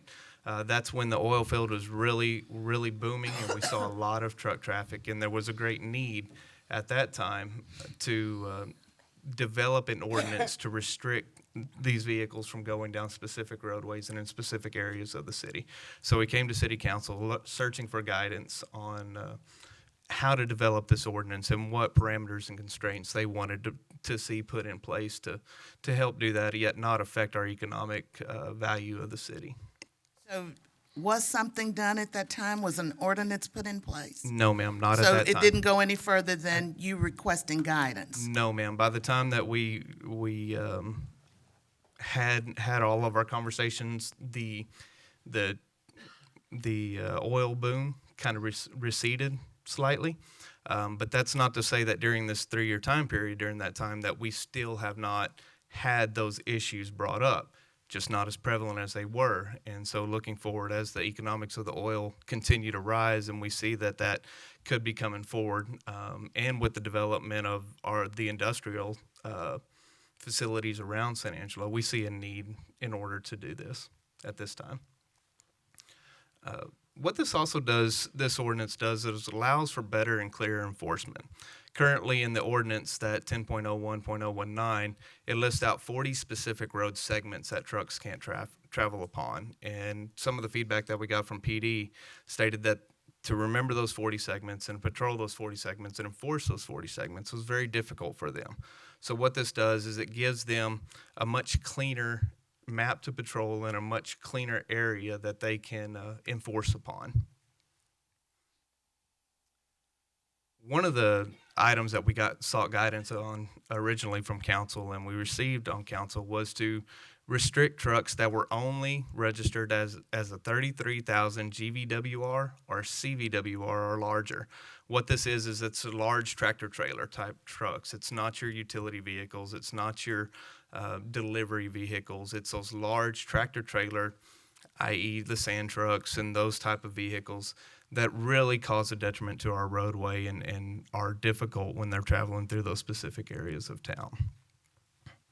So on that map, Yes, ma'am. which one of, or on that diagram, which one of those would not be allowed? The Class 8 down here Class is the only restriction that would be allowed. Now, keep in mind that there are some smaller vehicles, your F-450s, 550s, and some of those type vehicles that can be registered as a 33,000 GVWR. But we'll get to it on the next slide. As long as those type of vehicles are not in tow of a trailer, then they're allowed to travel on those streets. As soon as they hook up to a trailer and they start transporting goods, that's when they're restricted to these specific routes. So we'll move forward and go through those exceptions if y'all are comfortable Go with this ahead, map. just 1 second, Tommy. Clarification, what do the sand trucks fit into Class 8? Yes, sir. Okay. They do. Okay. And so an 18-wheeler, general conversation would be Class 8. That is correct. Yes, Lucy. Patrick, I want to ask you, in this ordinance, would this also prevent these trucks from parking in a residential area? Let's say that the guy works and he parks his truck over there for over the weekend, and then would this be prohibited in that? This doesn't necessarily There's an restrict that. ordinance that restricts that already. That is correct, yes, Okay, ma'am. so we just need to have the constituents report that. Report when that and happens. enforcement, yes, Okay. ma'am. That's a police department issue for the parking on the city streets is because I've had calls myself with those sand trucks parking while they are clearly staying at one of the hotels. They're parking on residential streets around those hotels. Is that a police department issue? They need to notify the police department if that is on a residential street? If it's on the roadway, yes, the police would be able to enforce that. If it's parking within the, there's a certain portion of that, private properties that code enforcement would have a better access to enforce. Tommy, if that's happening, then does that mean that the hotels are wanting to limit the number of 18-wheelers on their parking lots just because it takes up too much space? Well, and they don't have that big on the residential, is that the story? I think that's the story. And I know, Billy, there have been some in your area too, because I've had friends call me that live in your district. So, yeah, there are issues with the sand trucks parking on residential streets. So. And I have visited with Chief Carter on that as well, Mayor, because it is enforced by the police department, anything on the city streets. So that's something that he was going to address with his patrol officers as well. Mayor, we do have Yes, good Michael. cooperation from PD when we encounter that situation. Patrick stated it correctly. On the street is PD enforcement. Off the street, on the property in a residential area is a code enforcement item, and we'd be glad to follow up on those. Just give us a call. Harry? Yes, Michael, just for clarification, That means when code enforcement is not working on a weekend, and these trucks, that's generally when they are, come in on Friday afternoon and leave early Monday morning. That's when these trucks are generally parked either on the street or in these residents. So the police department is a person, the police, who I call. Matter of fact, the chief gets a text from me probably once a week, and he sends his officers out to take a look at it. They're cited. They have been very cooperative, and if we have something on the weekend that is a code issue, code will work it on the weekend and try to clear that issue up. Continue. Oh, go ahead, Billy. Yes. So even if whoever's driving an 18-wheeler, if they park it at their house, that's a violation of code ordinance. Is that correct? You're not supposed to park those trucks in a residential area. Period. Yes, ma'am. On the street or off the street. Either way, it's a problem. It's just a question of whose enforcement job it is.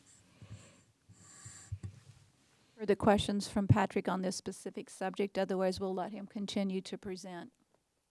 Are you through presenting? No, I've got more for you. He's You're just you're getting started.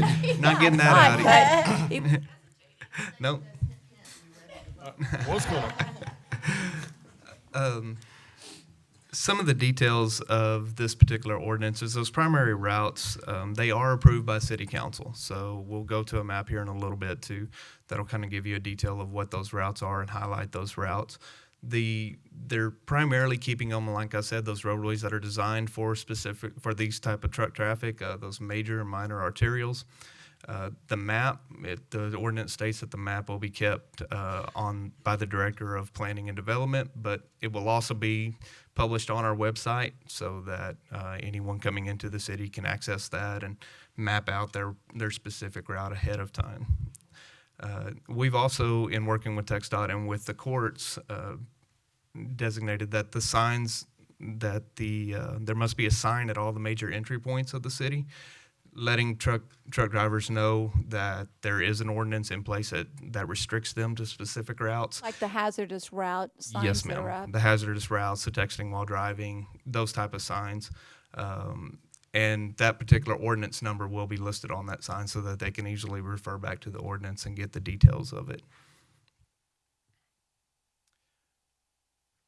As I stated earlier, some of the exceptions that council wanted to see back in 2015 is we wanted to make sure that we didn't restrict any vehicles that were operating under public safety, the garbage collection, any of our governmental trucks, or be it the county, or any public utilities such as AEP, Atmos, Suddenlink, any of those utility vehicles that are serving a public service or working on a public utility. As also didn't restrict any deliveries or pickups within residential neighborhoods. We all know the online ordering conversation has been brought up several times here recently. So those deliveries and pickups of UPS and FedEx and those type A lot of of times, businesses. furniture movers or Mayflower trucks will be moving somebody, and those trucks will be on a residential street for unloading. So that would be included in that. That is correct. And the requirement on delivery and pickup is they go from a route directly to their destination point and directly back. And as long as their destination is not listed on another route, that they're able to traverse those streets and make it to their destination points. Trucks traveling on established detours, obviously we have work zones that we need to work around, so the ordinance allows for that accommodation. And trucks leaving and returning to their customary storage locations. If their location is on like we said, trucks can now park in a residential area, so if they need to get to that primary location, they can do that. But again, that's going to be listed on their manifest and on their truck log. So that's the gist of the ordinance that's up before you today for approval. If we want to take a quick look at the map, these are the specific routes that are proposed right now, the ones in green highlighted. There is one area that I would like to get y'all's guidance on that's shown on this map currently, and that is on Chadburn Street as it goes through downtown. This specific area here, especially as we develop that downtown, that Chadburn Street corridor, we understand that there may be we don't necessarily want those trucks going through that area. So couple of options as far as a boundary on the south and a boundary to the north, and there's a few options. We have 29th Street that we can limit it on the north, 19th Street, or we can stop it there at the loop coming as those trucks are traveling from the north to the south. So, And what about from the south side? and then from the south side, a couple of the natural boundary areas right now, Avenue L, it is a natural truck route or a designated truck route if they were to make a left and continue on traveling Avenue L there.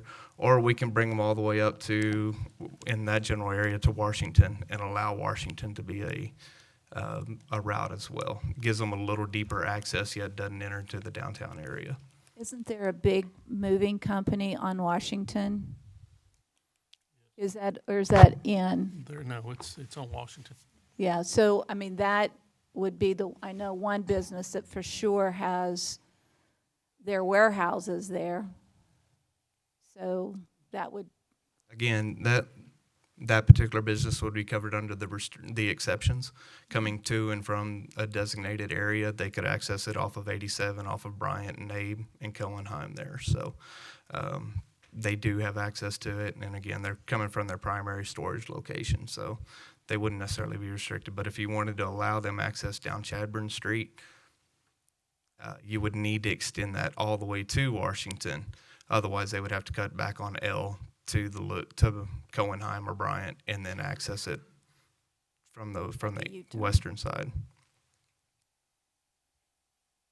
well, Washington, I mean, my gut says that it needs to be Washington on there, not L. Wait a minute, is L further south than Washington? Yes. Yes, ma'am. So, and L, is that five-way corner? Is that the five-way corners? Going in. So there's a lot of truck traffic there coming, I mean, There is a lot of traffic, but that five-way, I believe, is Avenue N. L That's is what I one more wondered if it was N or intersection L. in. I forgot. Harry, I know you've had issues and complaints from people, so That we still have sand trucks that come off of 87 South and come up and connect Cristobal Highway and come across on South Chadburn and take L back out. And yeah, just as soon keep as much truck traffic off of Chadburn any place, doesn't make it whether south or north, as we can. Well, and to that point, we need to remember that Chadburn Street along that particular section is a state-owned highway until it hits Avenue L. Once it hits Avenue L and progresses and proceeds on, that's when it becomes a city obligation. so then it would make sense to use Avenue L because that's where the city versus the state part ways. Yeah. Okay, and then to the north, comments, Tom, on the north, Lucy, comments? I get a lot of complaints. There's a truck driving school that uses Lakeview quite often. And I mean, you can sit in my office and watch 7, 8 trucks a day go through there. They're going through Lakeview. So, I mean, anything to curtail that would be great. I understand the need to develop that, and that's one of those trades, and it's a group of people we need to see. But as far as the Chadburn corridor, you know, what's your suggestion as far as a point? Where to Again, there's 3 what I would call natural boundaries there. 29th Street, there by that crosses by North Bryant Walmart, 19th Street, or if we come all the way down to US 67 or the Loop, would be 3 of those main points that I would suggest for consideration. Some of them come from 2108 down 19th, turn on Chadburn and go all the way through downtown and pick up L to go out wherever they're going. Right. And that would no longer be allowed. Thank you. So Patrick, on the Bryant Thruway, why couldn't they go to the Bryant Thruway to Houston Hart? And just go that way and not go down 29th, because it's a lot of residences right there on both sides of, and I know this is your area, Tom, and I apologize, but I travel that way all the time. And they really tear up those roads there. 19th is not as open as 29th Street is. So I'm thinking if you have a truck route, they're on the Bryant Thruway, let them go the Bryant Thruway to, you know, Houston Hart. They could go east or they could go west. And I'll make the same comment that I made about Chadburn Street earlier. That little stretch of 29th Street is a city-owned street. Did I say 29th Street is a city-owned street. 19th Street from 208 all the way to Bryant is a state-owned highway. So they're going to be able to go from 208 to the Bryant. We can't restrict them off of a state-owned highway. 19th.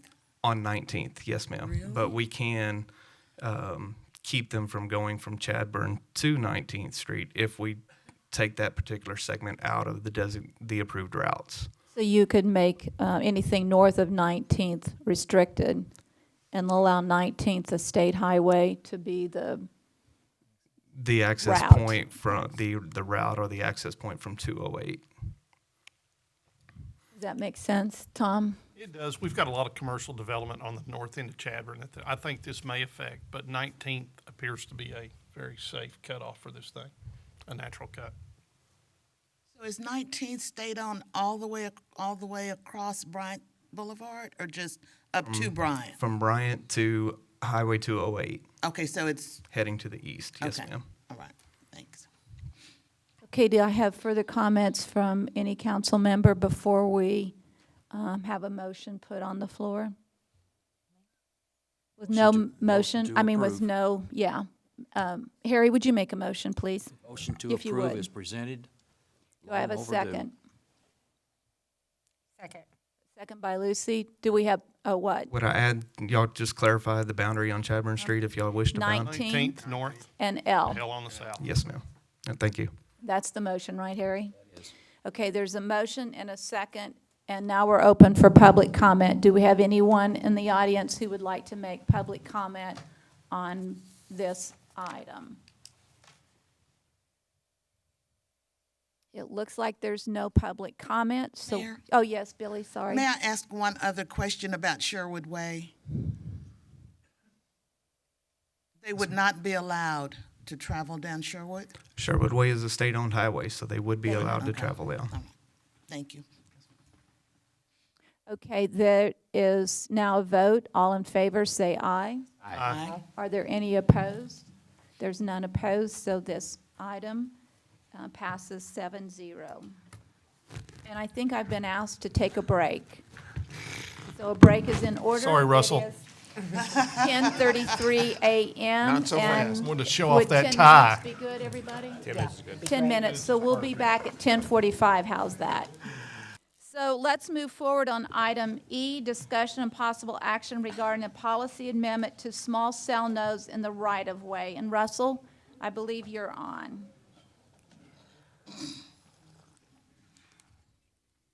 Beautiful tie. Good morning. Yeah, thank you for the tie comment.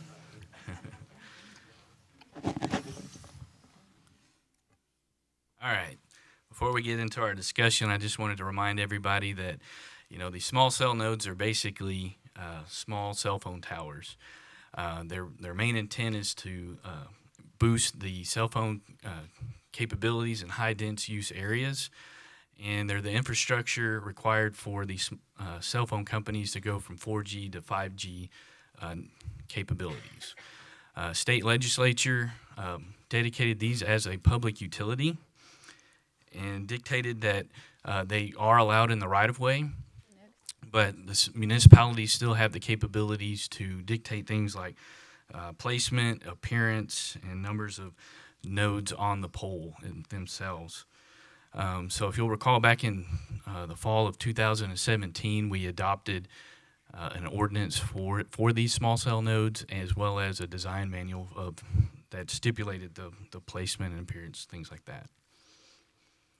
So with that design manual, we stipulated there's basically two types of installations, one where they're placing an actual new pole in the right-of-way, and one's where they're attaching to an existing pole. The new poles are both required the antenna, the meters, the radio appurtenances all be placed on that pole themselves, and ultimately reducing the number of utilities that we have or structures that we have placed in the right-of-way. So to date, engineering has received approximately, or has received 13 applications, 3 of which have been installed. Those 3 were new cell phone, or they put in an actual pole and they put, all the facilities on those poles. And the problem that we've run into is, with the other remaining 10 is they were trying to attach those to an existing pole in the right-of-way. And most of those poles that we have in our right-of-way are owned by American Electric and Power, or AEP. And they didn't have an agreement in place to actually, or to work with AEP to actually attach to their pole. So what has just come of late is that they've had that agreement, or established that agreement, and the AEP is only allowing the antenna that they're proposing to put on the pole. They're only allowing that to be on their existing pole. So what and what they have to do is put the meter and the other appurtenances off, on a separate structure, but also in the right of way. They're directly adjacent to the pole. So, Mayor? Yes, Billy? I have a question of Russell. So Russell, back when we first started discussing this, whose responsibility was it to check with AEP to see if they would allow these to go on? Was it the telephone?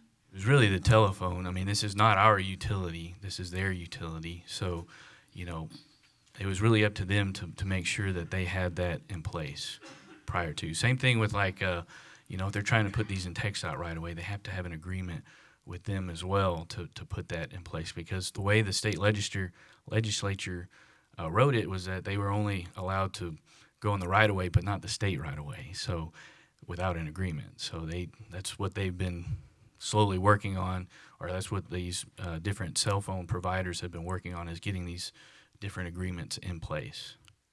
So when you say the state versus us, is that what you said? Correct. So the state has the right of way? They have their own right of way, like then we have US our Highway own. 87, and we have our own, like Chadburn Street, or our local streets, those types of right of ways. So those are governed by the different, either the local or the state level, depending on who owns and operates that right of way. Billy, did you have something further? Well, of the 13 applications that we have received, new poles have been installed, so this hasn't been an issue. Correct. For the new pole installations, it hasn't been an issue. It's the only issue has been where they're trying to locate on an existing pole in the right of way, on existing structures in the right of way. And you have a solution to that problem? Yes, I'm getting there. I promise. Thank you. So, If people would just let him go. right. I think it's the tie. It's a tie. It draws away. It's blinding him. Yes. So, all right. So we approached the small cell. We wanted to know what's this going to look like. What is that going to look like? So this is a picture here, kind of showing what if they're attaching to an existing pole. This is the antenna up there, and this is the box that they're proposing to add to the side of the pole. So currently, this is an actual picture from our right-of-way. It's over on Howard Street between North and Coleman. This is an actual structure that's very similar to what they're proposing. This structure is actually owned by Suddenlink, and we do have these all across town currently. So it's really not that much different than what we're currently allowing with Suddenlink Communications. Wait a minute, before it's a little node on a pole, and now it's a permanent structure on the ground. Right. So what our They're not original exactly design similar. No. So this picture here is a picture provided by the small cell companies. So yeah, this is the antenna up here, and this is what they're proposing to move off to the side. What and our current ordinance and design manual requires to be on the pole itself now. So based on AEP's agreement that they have, they're not allowed to put these structures on the pole, because it's largely in part to when, if AEP needs to replace a pole, or if somebody runs into a pole, things like that, when they're, if they have to go in there and replace that pole, they don't want to have to, they want to have as few obstructions on that existing pole. That's my understanding from AEP. So when I say similar, this is what's similar to what's in our right-of-way now. Does that answer your question? Not similar, but it is what it is. Right.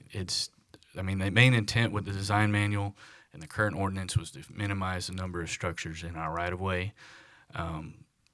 You know, but for these to actually come into our right-of-way, we had to figure out something. So what I'm actually proposing today is that we allow these separate structures to be in the right-of-way, but to be on the very edge of the right-of-way, or to only allow them on the very edge of the right-of-way, and only for installations where they're trying to connect or install their antenna to an existing pole.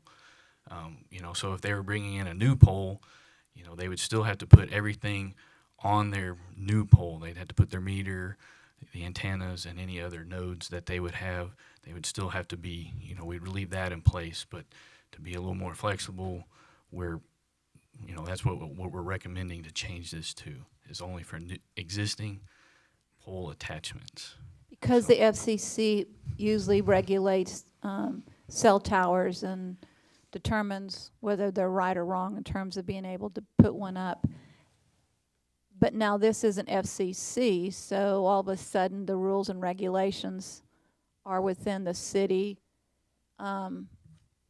ordinance capabilities. Well, it's regulated primarily by the state, but the state has carved out portions of this that we can regulate, and these kind of things are within our ability to regulate. And the FCC is actually looking at taking over this area of regulation as well. That's why I asked the question, because I think that they are. And so any decision that we make, would it be grandfathered in so that if the FCC takes it over, that this would still be acceptable? That's unlikely, but we would just have to see what they decide they want to pass, if they pass anything. Right, and so what we do have in our existing ordinance as well is, you know, placement. You know, Harry had asked me earlier in an earlier conversation, you know, if we're in the historic downtown area, obviously we're trying to minimize the amount of overhead electric and other overhead utilities in that area. So the way we have our ordinance and our design manual stipulated now is they can't locate in that area without a special consideration from council, as well as parks and other city-owned facilities.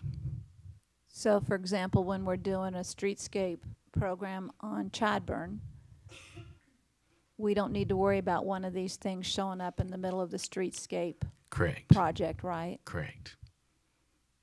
Now, unless, I mean, they do have some other examples of where they've attached these to like a historic pole and made it, you know, incorporated it into the light pole. In that instance, I don't have any examples of that today, but I have seen some examples of that. You know, what I had shown you today is kind of the bare bones of what they're looking for. But I mean, they do have other capabilities to, you know, to meld it into the area. So Russell, go back to the picture on Howard Street, please. So there, you said that's a sudden link? Yes, box this structure there? right here is a suddenlink structure. So would there be occasion where there would be a sudden link structure as well as the small cell structure? That is a possibility. Because that's going to be an awful lot in an Yeah, too area much. that's pretty compressed. Sure. So what choices do we have for something like that? Well, what we do stipulate in the design manual now is that they can't be, you know, they have to be spread out from cell node, you know, or cell facilities to cell facility. Well, I guess what we could do is, and that's why I wanted to bring this as a discussion, is we could add to the language in the design manual to stipulate, you know, if there's any other appurtenances like this, that we could, you know, add additional setback requirements. So, and do you have a picture of one of the new towers that's independent standing?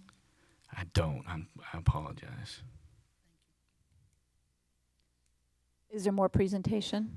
That's it. Okay, so do I have other questions, comments on this issue? Yes, Tommy? So does this, as you've proposed it, does it, to Billy's point, does it give you some flexibility if some things arise that might not have been specifically addressed here? Do you have enough, so we don't have to keep going back and forth on this? Correct. That was the intent with this, is to make it a little more flexible. So with that, do I have a motion? So move. And a second. Second. Do I have public comment?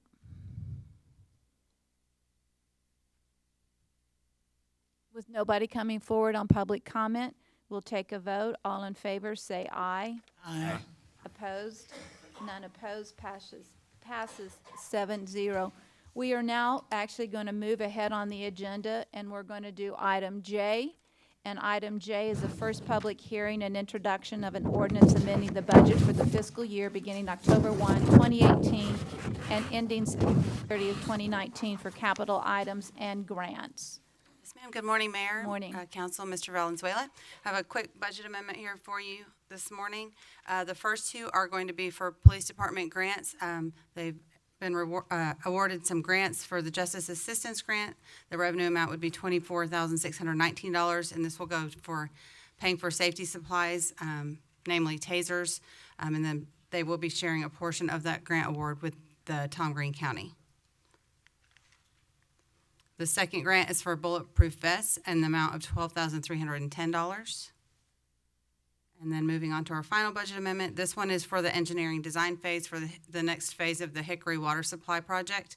And this money would be drawing down all of their fund balance in the original Hickory debt fund.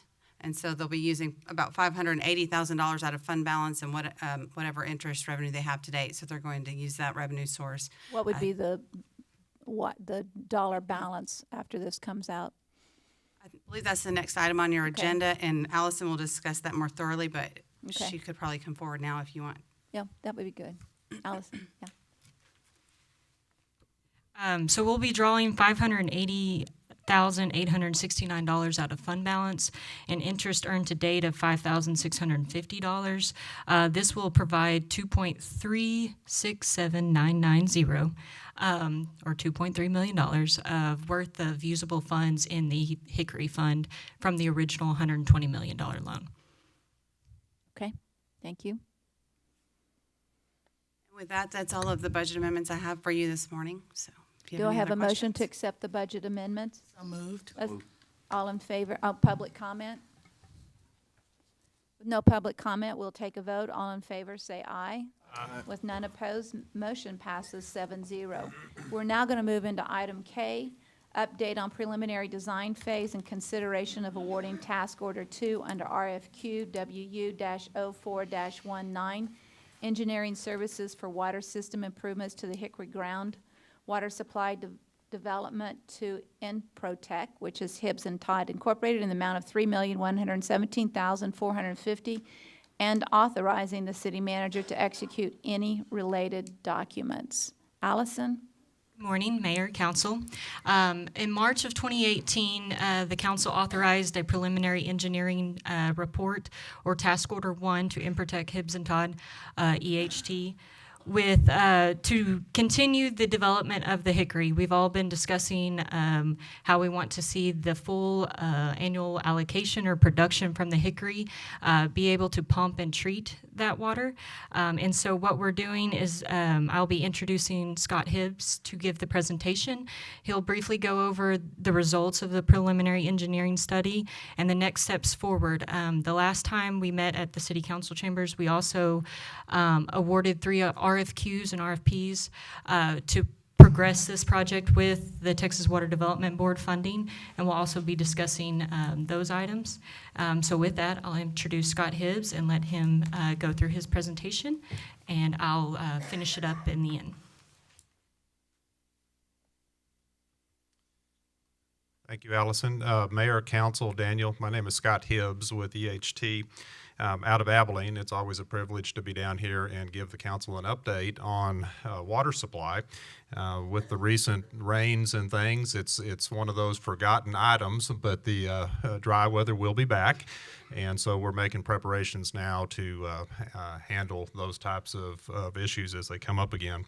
I'm going to discuss just briefly a little bit of the background of the Hickory so that the council is fully apprised of where you've been and where we're heading. The Phase 2 objectives, which, as Allison said, we're trying now to take what you did in Phase 1 with the Hickory and complete the project so that you can maximize the amount of groundwater that you can get from that resource. I will go over with you the results of the preliminary engineering. As Allison said, I was before you back at this time last year as we started that adventure, and those results are now in, and that's what really has given us the path forward for what we're recommending with Phase 2.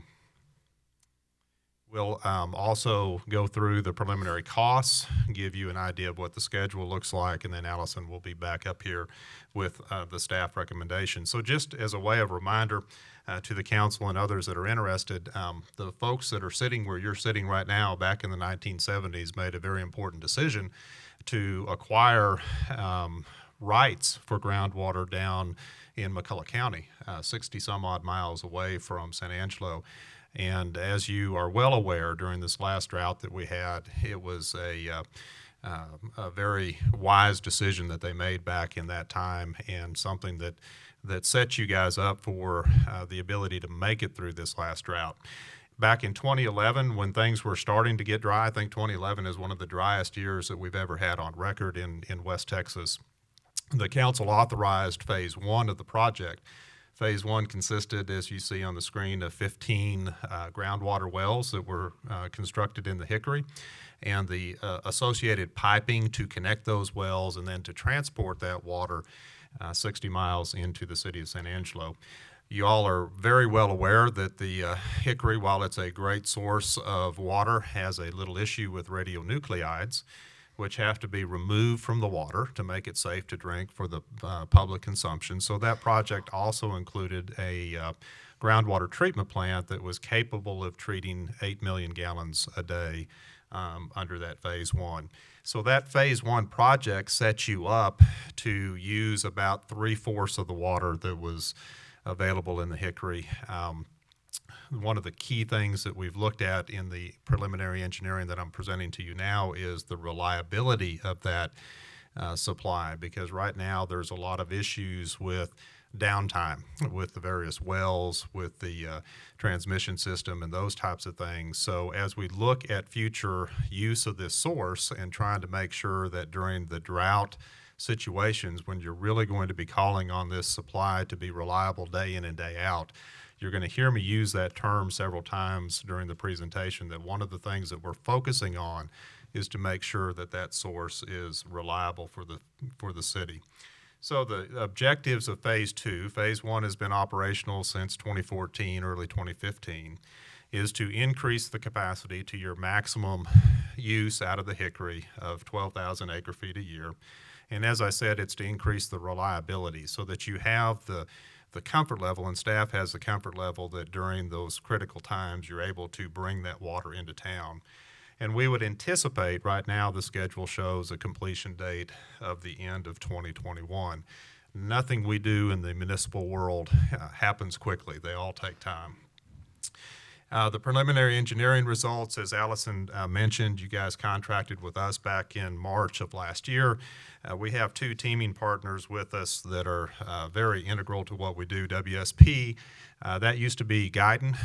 They're the groundwater hydrogeologist experts that helped develop the initial well field and are certainly playing a key role in the work that we're doing now. And we also have Parkhill, Smith & Cooper on our team. They're focused on transmission and the collection of the well water. As Allison mentioned, and you just went through some budget amendments, the initial work that we did over this last year was actually funded out of the excess funds that you had in the original Phase 1 project. That's where that came from. And we issued the draft, what we call the basis of design report. What that really is the preliminary engineering report with our findings back in November, and we've been working with staff to kind of refine our recommendations and make sure we had a good path forward, which is what we're bringing to you guys today. So what do those results look like? One of the things that we had WSP look at was updating the modeling of what that aquifer will produce, again with the goal of being a sustainable and a reliable source. Now that you've got 4 years of operating data, we have a much better picture of what that groundwater response will look like. And they are they're in a better position now with the wells that we're going to drill in this phase than they were in the first phase to anticipate how that aquifer will respond. So we're recommending that of the 8 additional well sites that the city had set aside, that we will construct 5 new wells in this phase. Why would we not do the whole 8? That's a great question, Mayor. Cost, very expensive, and we felt that with the 5 wells, we're going to have, as you can see, a 25% downtime. So it gives us the reliability at 5 wells that we feel that you're going to be well positioned. I will tell you, though, that since you're in the process of dealing with that property, we are going to go ahead and make sure the city has access to the other 3 well sites, so that if there's a reason to develop those wells in the future, you're not going to have to be dealing with another landowner or whatever the case may be. You will have that ability to go out and So they'll and drill those. basically be marked so that, because we understand that we have chosen not to put the ranch up for sale because until we develop these new wells. And so what we're saying is we'll develop the 5 new wells, mark the 3 additional, and have the ability to go ahead and put the ranch, if you will, up for sale once these wells are done. Yes, ma'am.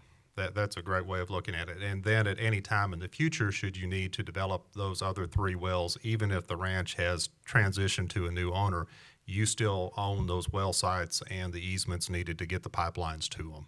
So we're going to position it for that. Mayor? Yes, I Billy. have a question. Please. Scott, you said going from 9,000 acre feet to the full 12,000. Will we get to that with just the 5 wells?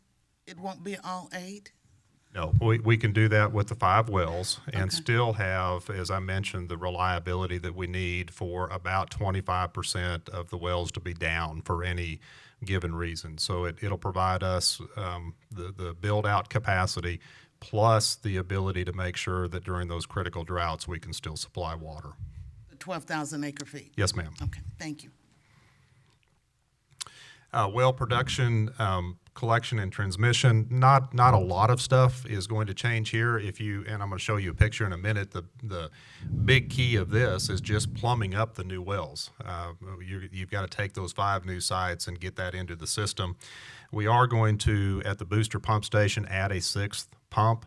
Again, focusing on reliability, making sure that you can get that 12,000 acre feet a year into town and use it during the critical drought.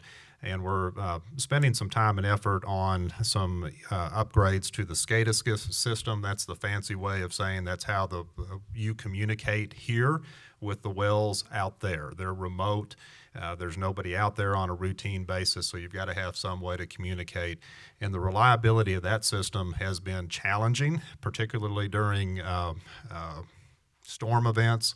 And we believe that there are some ways to make a system that is a little bit more robust that will help, again, ensure that during those critical times you can bring that water into town. So this is a map that ought to help you just a little bit get oriented. The blue dots, there's a lot of information on this map, but anything that you see in blue basically is existing. The pipelines in the solid blue lines, the wells that are outlined in blue with the white center. You see the wells outlined in red. Those are the proposed 5 new well sites. And then you see the 3 that are outlined in green. Those are the 3 sites that will not be developed right now, but we'll certainly have the land and the easements and everything that we need in order for you to be able to access them. So even with those 3 additional, it doesn't give us more than the 12,000, That's correct. You're limited to the 12,000. no matter how many wells. Doesn't matter how many wells. Why would we even invest the money to do those 3 wells? For additional reliability, or? We don't think that you're going to need to. That's a great question. We do not believe that you're going to need to develop those, but if you can picture this, you're basically poking straws into this aquifer and trying to figure out how that water is going to move. certainly after 4 years of pumping out of that aquifer, we have a much better feel for it.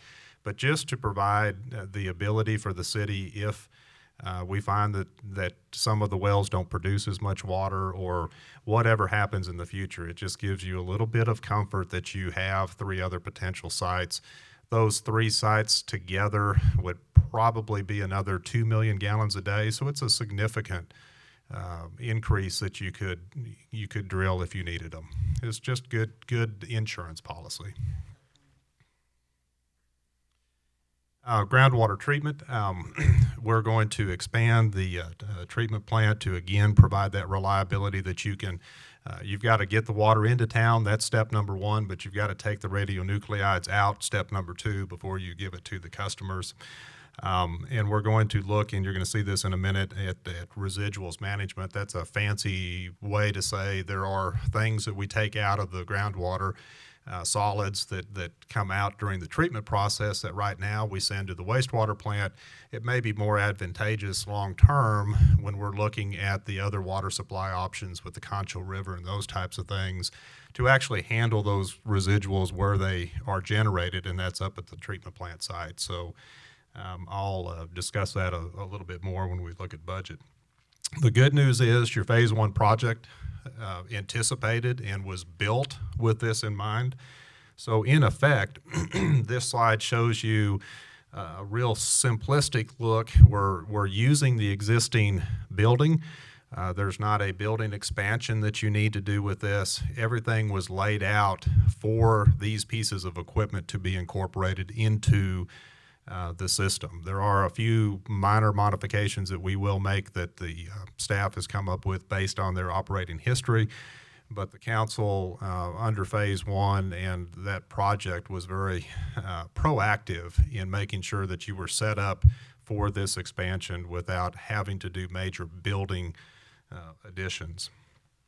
The other thing that we found, one of the items in the preliminary work was talking with staff about the existing surface water plant. So you have the groundwater plant that treats the water that comes from the Hickory. You have the surface water plant that treats Ivy and your other surface water supplies. All of the water, when it's treated, goes into a ground storage tank. We call it a clear well at a plant, but it's basically a storage tank, and that's the tank that the water resides in before it is pumped and used by the citizens. The existing clear well at the water treatment plant was built back in 1947, and staff is being challenged today because of age, the condition of the concrete. The tank does not generally meet the current regulatory requirements, and it's a real challenge for staff to maintain compliance with disinfection byproducts and things that we have. Well, if it doesn't meet regulatory requirements, tell me what that means in terms of a pressure point. No pressure issues. It's just a matter of hatches and vents and those types of things. No, but I mean, if it's a regulatory whatever the terminology was you said, does that mean the regs, the people who watch us, make sure we're doing everything right, that they're going to force something on us sooner than we're later and sooner than we're prepared? No, I think we're prepared with this project to recommend that we replace that existing clear well with 2 new structures to provide staff flexibility in how they manage the water before it goes out into the distribution system. And that was one of the findings during the preliminary engineering report. As we evaluated the other components of the system, this was something that is going to have to be addressed sooner rather than later. So adding it to this project just makes sense. Good question. So what does that look like? This map is a little bit busy, but right there is that existing concrete structure that was built back in 1947 that we intend to replace, and you can see these 2 circular tanks would replace that one tank. And by using 2 tanks, it would be plumbed so that you could keep them both in service. You can take one out of service. It just provides staff with some additional flexibility on how they manage their water resources before it goes to town. And keep in mind, you see, this is the groundwater treatment plant where I just placed that arrow. Your surface water treatment plant is that other huge complex. But it doesn't matter how the water is treated; it all ends up in that clear well, in that tank, before it goes to town. So it's it's a critical component of your system that is reached the end of its useful service life, and this is a good opportunity to address it. I don't know how to get the arrows to go away. They did. They disappeared. Somebody in the back is taking care of me. Asking you shall receive. So what does this look like from a financing standpoint? The Phase 2 expansion, we're estimating somewhere close to $43 million to complete that work. Clear well replacement that I just discussed, those 2 new clear wells, just a little bit north of $9 million for a subtotal of 52. I put the residuals handling separate. We're not quite ready to make a final recommendation to council on that. We've got some additional work we're doing. We may have some rather creative ways to avoid spending this kind of money, and as we move forward, I will have a recommendation to you when we get to the Water Development Board funding component where we actually file applications. So I left that So you as mean a we separate might not item. need to do it now, but it would be down the road, or we might not need to do it? Great question, Mayor. Both. I'm looking at 2 options. My first option is can we find a way to handle this residual and not need it? And there are some things that we might be able to do. I just don't have enough data to be able to make that final determination. The second option is that it might be that we can postpone this and make it a component of the Concho water supply project once that is initiated. Certainly when you're looking at spending money, if you don't need to spend it today, if there's not an overriding reason to do it, let's look at putting it into a future project if and when it's needed. Or quite frankly, we're looking at a couple of options where we may be able to handle that residual at the treatment plant site within the expansion of the plant and not need a separate structure, if you will, to do that. So we'll have more for you. So this is a little bit busy, but it's just kind of to show you the schedule that we're on. The key point that I wanted to point out are council application resolutions. You guys have been through the Water Development Board process before. We actually submitted what we call the PIF, which is just a form to get the project in the system. The Water Development Board will come to the city and say, we would like you to file a formal application. And that's the state. And that's the state, yes, ma'am. At that point, your bond counsel and your financial advisor will be up here to make a presentation on that. There will be a series of resolutions that the council will be asked to adopt and to pass, and that starts the process. I would anticipate that funds are not closed until probably January of next year. That's a reasonable guess. We'll see how fast the process can go. Would we close on the funds before we have the permits? No, we will be doing our work while that financing is going on in the background, which is why I'm here today. So we would then break the project up into a number of contracts. A well driller does not build water plants, and the guy that builds the water plant doesn't build clear wells. So you really have to mix and match the right contractors with the right projects. That's also a much more cost-effective way for the city to go. You could put that all under one umbrella, but if they're not doing the work, they're just going to charge you a markup on whomever they select to do it. So I think it's going to be our recommendation that we have multiple contracts to get the project accomplished. And this final slide shows the, I just need to know where to thank you, Allison. The final slide shows that the groundwater treatment plant actually has the longest construction time of anything that we're doing, and that's why I have a projected online date for it in the end of 2021.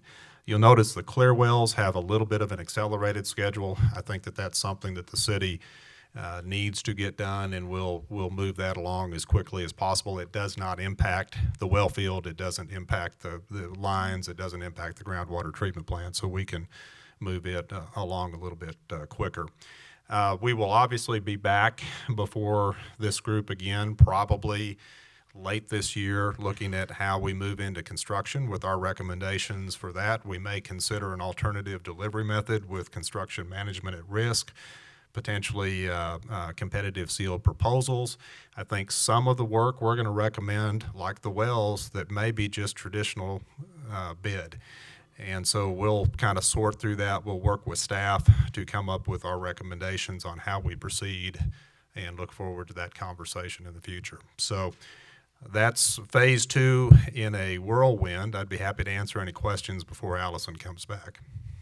And now this is an update. Are we needing to vote on anything today? Yes, she has a recommendation following my presentation. All right. Allison? Well, before. Oh, wait. Yes, Scott go ahead, goes, Billy. Scott, could you put up the expense slide that you had there? So the 52,196,000, when you say that a financial planner or somebody is going to come talk to us, is that the figure they will be talking to us about? That's a great question. I don't know. It's either the 52 or it's the 65.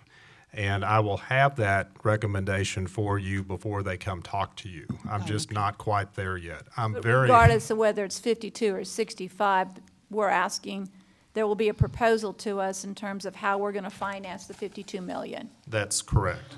And the city, as Allison mentioned, at your last council meeting, you selected a bond counsel and a financial advisor. Yes. And those will be the entities, or there'll be people from those companies that come and present that to you. And I guess I have another question, and somebody can tell me if this is not the right time to ask this question. But when we talk about the Concho Water Project, I know that's separate from this, but would we be trying to do those two things simultaneously? That's another really good question. Council probably remembers that they have authorized the initial work on the Concho being permitting.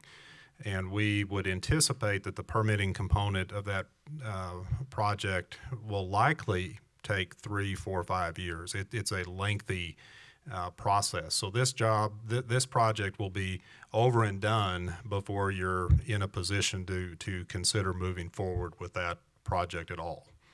The project would be done, but you would have overlapping debt. Yes, if you chose to proceed right away with that project, then you would have another debt issuance that you would be looking at. Could you, or Allison, I'm not sure which one is the right one, just briefly review me on the Concho Water Project? We can't do that under we the can't scope do that. of this. Okay. Sorry. Mayor? Well, that was easy. 1 second. Michael Dane, did you have a comment you wanted to make? Scott, when we did the last big project, we saved millions of dollars by qualifying the project for the state funding. Do you anticipate any trouble getting qualified for that state funding with this project? Mike, no problem at all. Matter of fact, the Water Development Board is well aware of this. We've been in contact with them on a very routine basis.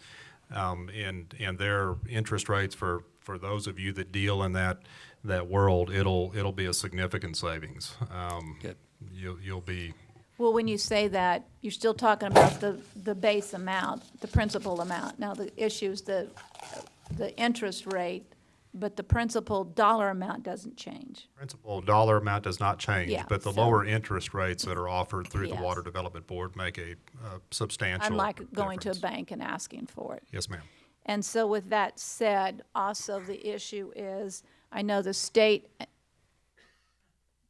has funds that are out there that many people apply for grants or whatever.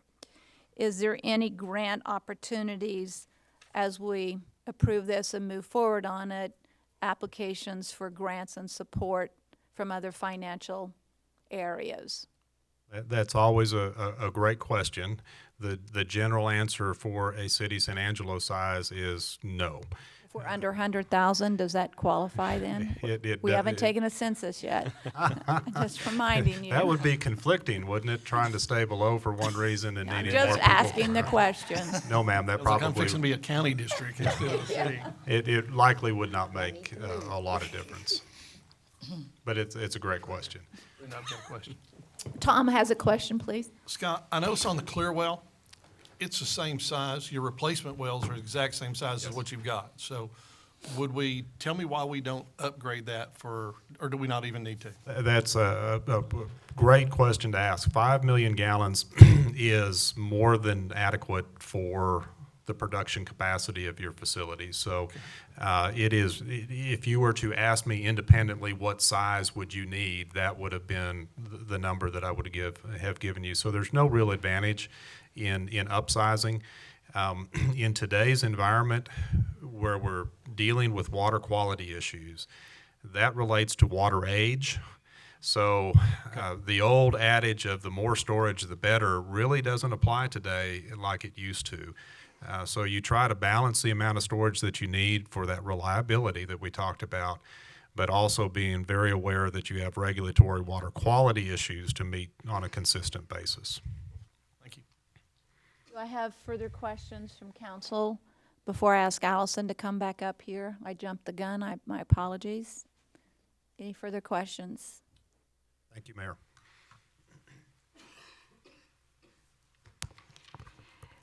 So following Scott's presentation, what we're asking for, we are asking for a vote or authority to proceed with Task Order 2, which is the design of all those components that were summarized in the preliminary engineering report. The design of those 5 additional wells, the bid document specifications, preparation for us to, once we receive the loan from Texas Water Development Board, that we're ready to proceed with that project. And I want to kind of go over real quick how we are planning on funding this $3.1 million. So the item right before us was a budget amendment. We do need a second reading of a budget amendment to proceed with this proposed funding. But what it took was the $580,000 out of fund balance, an additional $5,600 worth of interest earned to date, which allows $2.367 million to be spent of the remaining $120 million. So this $2.4 million is the final amount remaining from the $120 million loan. With that, leaves a $749,460 difference between that 3.1 and what we have available in the original Phase 1. We are proposing that that be paid for by water capital funds. And when we go for the loan from Texas Water Development Board, we can seek reimbursement at that time.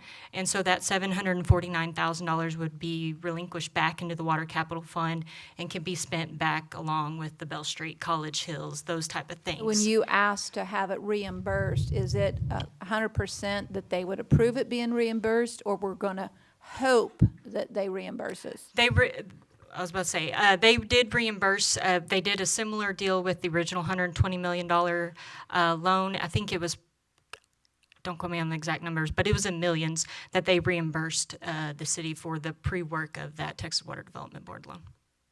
Okay. Do we have questions for Allison? Tom? Tommy? Harry? No? Lucy? Lane? And Billy. Then with no questions, do I have a motion?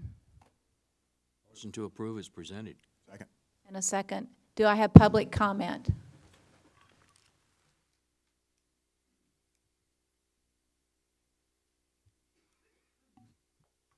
Steve Hampton. We have before us a continuation of spending to obtain water.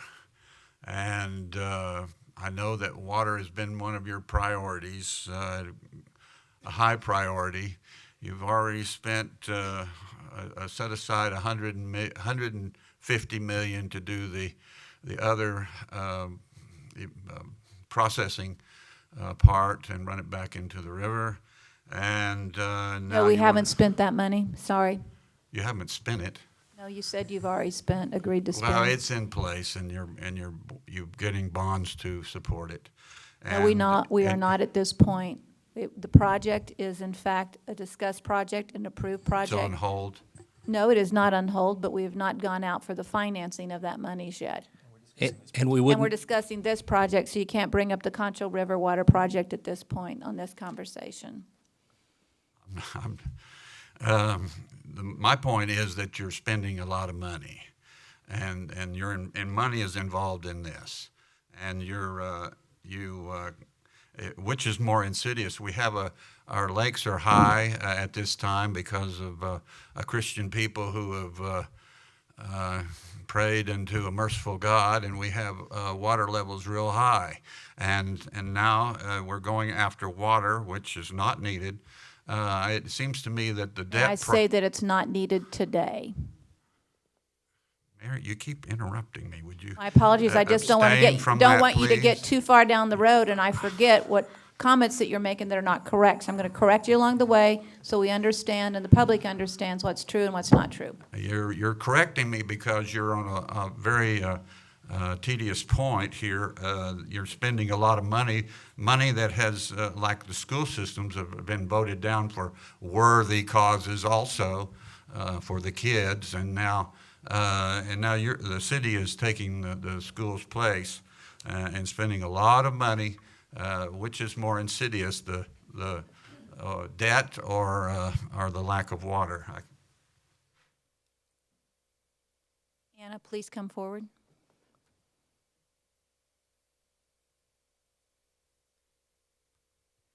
Good morning, Mayor, Good morning. Council. I just have a couple of questions. I have property that we have wells on, and the pumps are replaced routinely because of sand. I don't know about how deep these wells are, and I've not heard any comment about the recharge zone for the Hickory. Are we going, if we're in a drought, then the levels of the aquifer, I'm sure, will be lower. So where is the recharge zone for the Hickory aquifer, and how deep are the wells going to be? Scott, maybe you or Allison, I'm not sure who could answer that. The wells that the Hickory range anywhere from about 2,500 to 3,000. I think that'll be the same case with these additional 5. And also kind of the part that the modeling that Scott mentioned at the beginning, how we refine that model and those type of things, it's taken into account our current production recharge capabilities, and we have better modeled that aquifer with that data. So I don't know if that answered her question. Anna, does that answer your question?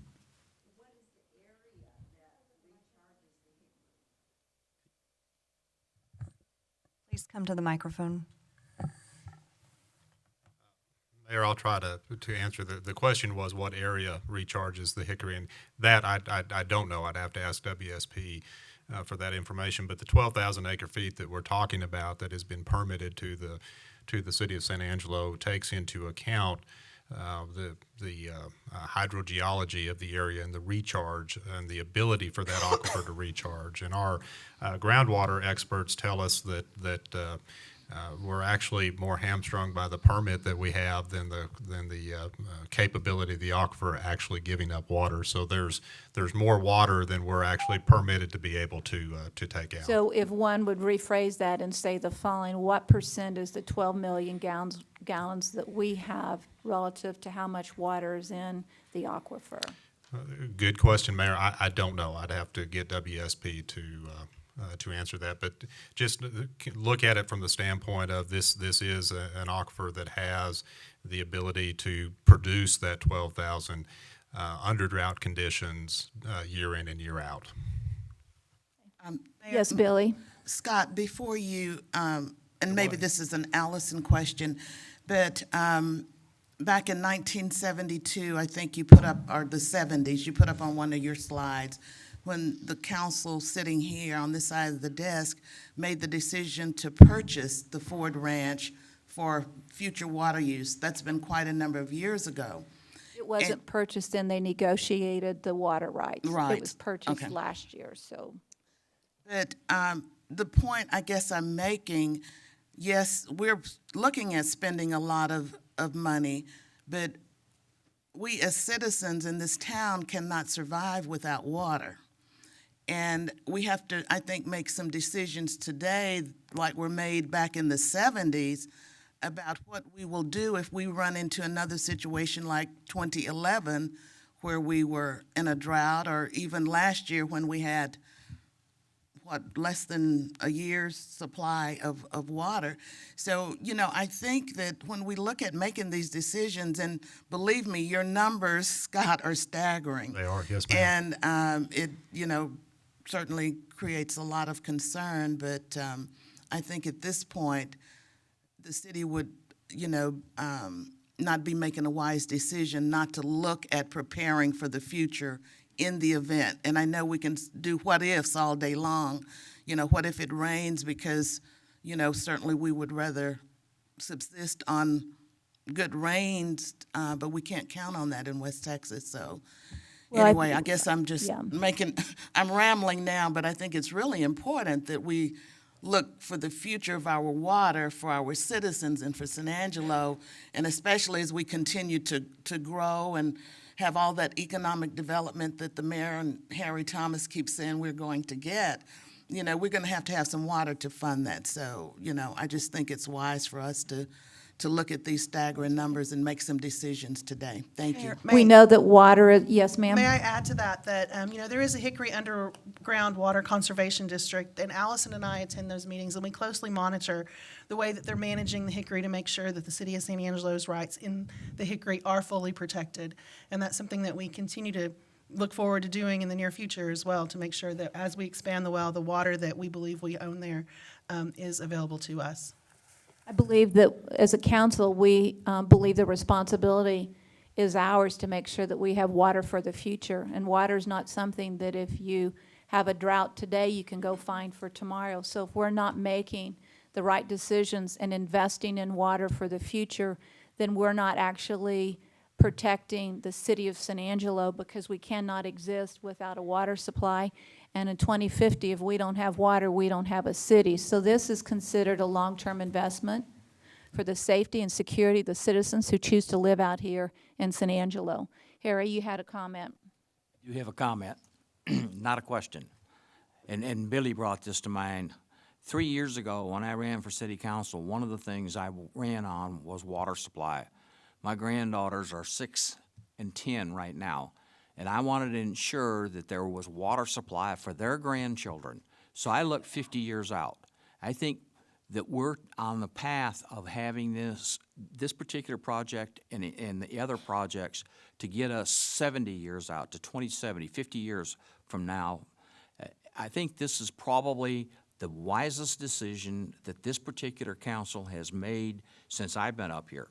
So protecting water and investing in projects that will keep water out there for our children, our grandchildren, and their grandchildren, I think is the most important thing that we've done so far. It is a lot of money, and no one likes to have to borrow money to pay for it, but I will say the following. If you don't have money, there's no amount of money you'll be spending or be willing to spend to find it. And it's not easy to find pockets of water out there. So it is a big number. It's a scary number, but you know what would be the worst case scenario? Is no water. Please.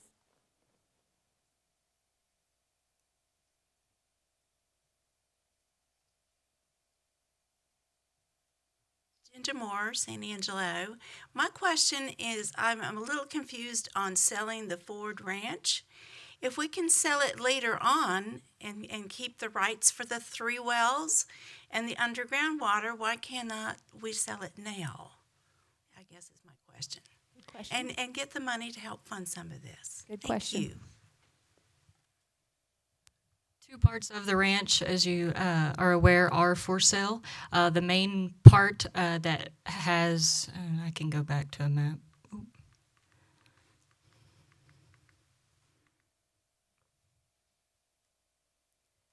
We want to pursue the construction of the 5 additional wells while we own the property.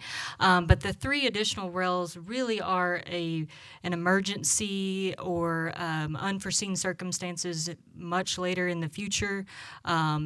It's not something that we truly believe that we need to pump our permitted capacity today.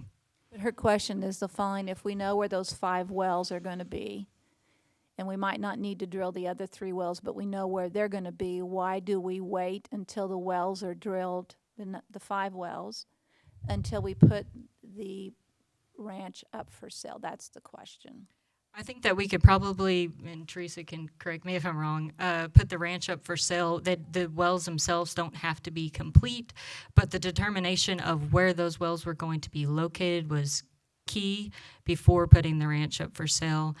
So once we get more through the design process of that, I think that we can start looking at marketing the entire ranch. It doesn't mean that the wells themselves have to be completely drilled, but there probably is some downside of marketing a ranch while it has a bunch of machinery and equipment on it too. So Yeah, we actually have a meeting in the near future. We are continually talking and discussing the options with selling the ranch with our broker.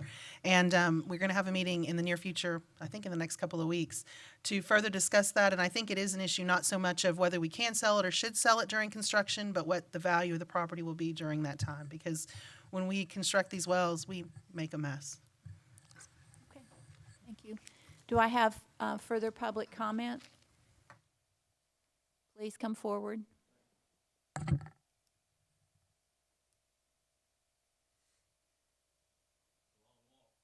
been a long day waiting to get to this podium. I've made y'all chuckle a little bit, but I do thank the council for taking my question here. Thank you, city manager. Thank you, gentleman here to my left, the clerk. I did a little experiments once. Please say your name. Oh, my name's please. Gary Getz, local residents. I did a little research once with a water softener and a reverse osmosis unit that I had at my home, bought locally at a established business, reliable business. And I was wondering how many gallons it would take to make a gallon of water out of that unit. Now, that unit may have been ill-equipped for what I was doing, but I put some measuring cups on one side and one on the other. And as best I remember, it was about 22 gallons lost for 1 gallon gained. Is that anything to be considered? Or did my question also, another question, did we just look into this radon thing or the contaminants, or were we hooked into this thing, or this $40 million ranch with the water rights? I'm all for wanting water in this city. That it's just the only thing that's going to make us grow and prosper. And I think we're doing a real good job. And I'm thankful for Harry 3 years ago wanting to have an established water substance for his children, and I also want that for my friends and neighbors. The question, I guess, is what I'm asking is what's the ratio there? What do we get for the buck? I mean, I know it's going down, the wastewater's going down the stream, and we're going to pump it back, I guess, to water our parks, or in fact drink this water, but it's probably not lost. Did we, on this $40 million deal, did we just luck into the radon, or was anybody else notified that it had radon? A special gift with purchase. Pardon? It was a gift with purchase. Gift with purchase, okay. Well, I'm just... That's a joke. Oh, okay. Yeah, I'm not following. They ain't helping me out here. Sorry. But Okay. I'm just thinking bang for the buck, and I want all we can get out of a gallon of water, or however many gallons it takes. But is that a silly question today? Not a silly question, and somebody will come forward and answer that Thank you question very for you. much. Thank you Appreciate very much. I'll start with the RO point that he was making. So when the council was looking at the groundwater treatment facility back in 2011, 2012, in that design, they had the option of doing an RO treatment facility or an ion exchange facility. I don't remember the exact numbers, but the RO treatment did yield, I'm going to say 90% water for every 100% put in, so a 10% waste. The ion exchange is different, and I think that's one of the reasons the council chose that.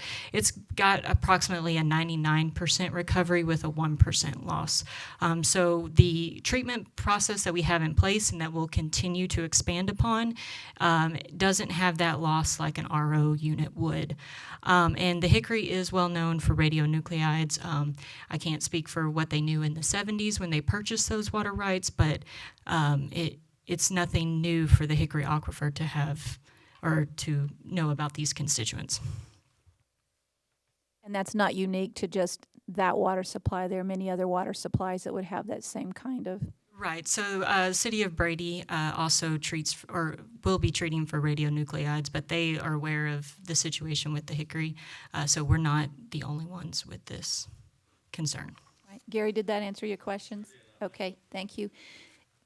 Steve, come forward. Thank you, Steve Hampton.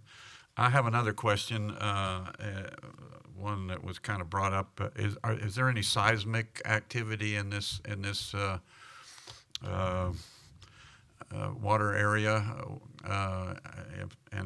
I understand that it is not. It's more like shale oil rather than Carlsbad Cavern full of water. If that could be explained, I'd appreciate it. Okay.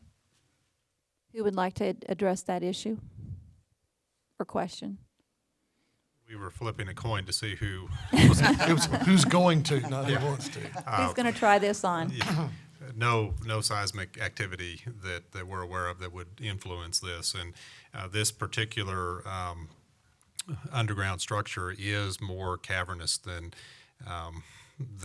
shale. It is we're extending holes down into those caverns, and that's part of the challenge. Are we hitting a good part of the cavern or not? So the water actually does move through a large area of it pretty freely. There are some areas that are more restricted, and that's the challenge with the wells. But it's a good aquifer to be developing. Okay. Any additional comments? No one's coming forward, so we will take a vote. All in favor, say aye. Aye. Are there any opposed? Motion passes 7-0. We will now go back to on F, which is the presentation on the last 5 years of economic development, and the presentation will be made by Guy Andrews. Thank you. Good morning, Mayor, Council, Mr. Valenzuela. I'm sure that every one of us has been involved in a conversation at some time where a statement was made, why are you giving away millions of dollars to attract new businesses? What are you doing for our local businesses? And what else is economic development sales tax money being spent on? So I thought I'd go back in time a little bit to answer some of those questions. First of all, there's no such thing as free money. All of the incentives that we pay out in economic development are earned incentives. And those are done through partnerships between COSA DC and businesses and are shaped with a legal agreement. Incentives are not paid until certain conditions outlined in the agreement are made. For example, if somebody says, I'm going to invest $2.5 million capital investment, we don't provide incentives until that's done. Or if they say we're going to add so many employees, we don't provide incentives until that is done. So the incentives are earned. All of the agreements that we enter into are approved by both the COSA DC Board of Directors, and then they have to be ratified by our City Council. They're also scrutinized by our legal department, and after they're implemented, we're subject to Texas Ethics Commissions. Just as a bit of general information, San Angelo has a Type B Economic Development Corporation, which we believe is the very best type that you can have. Define the difference between Type B and Type A. In a Type A Economic Development organization, you can only use that money for recruitment of new manufacturing industrial type businesses. In the Type B organization, we can provide that same type of incentives for those types of projects, but it also allows us to do community development type projects, things that we often call quality of life and infrastructure type developments. This gives us flexibility to undertake projects whenever opportunities arise. So looking back over the last 5 years in terms of what we've done, we do look out for established businesses through our Business Retention Expansion Program. We often refer to that as the BREP program. During the past 5 years, we've created 56 jobs in that. The capital investment as a result of our investment and partnership with our local businesses has been a little over $3 million. Our direct increase in taxable property values is over $2.5 million. Average income of those new jobs created under that program is about $54,852. The incentives that have been paid out over that 5-year period of time have been about $587,822. Now, just one other thing I wanted to explain is whenever I said that incentives are earned, sometimes a company that comes in and we make an agreement with does not earn those incentives. And so while they had the opportunity to earn some of those incentives for different reasons and not meeting the agreements with the partnership, they did not earn those agreements. In terms of our 5-year community development projects, the direct jobs that have been created through that process have been 16. We've invested, our capital investment in the community has been $1.7 million. Direct increase in taxable property values has been about $2.5 million. In terms of our business recruitment projects, that function of recruiting new businesses and marketing to them is contracted to the San Angelo Chamber of Commerce. Through their efforts over the past 5 years, there have been 401 jobs created. Capital investment in the community is over $167 million. And I would point out that the amount of incentives that have been paid in those efforts is $0. So the Chamber's doing an excellent job of recruiting those businesses based on the attributes of our community. Our main function in economic development is to create a city where people want to live and do business, and that's all part of this effort that goes in to making that type of thing possible with no incentives. In terms of our industrial park, we need to have the infrastructure there available. We've sold in that industrial park approximately 123 acres over the last 5 years. How many acres are there? Total acres, Bob?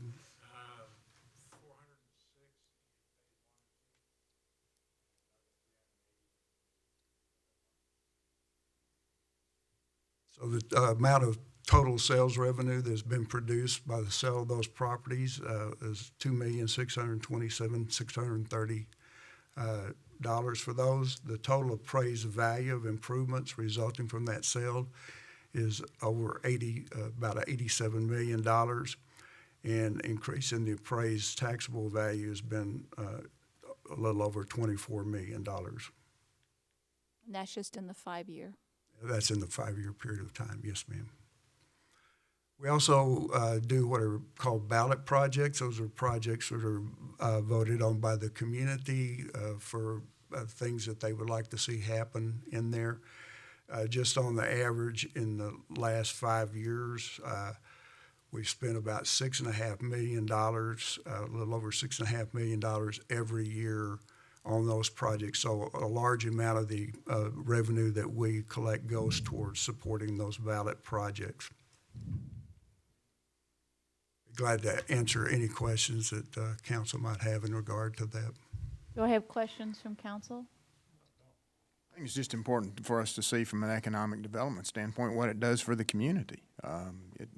Just a quick calculation looks like to me we generated $350,000 in additional revenue for the city based on just what Guy presented here. So I think to your point, Mayor, economic development's important.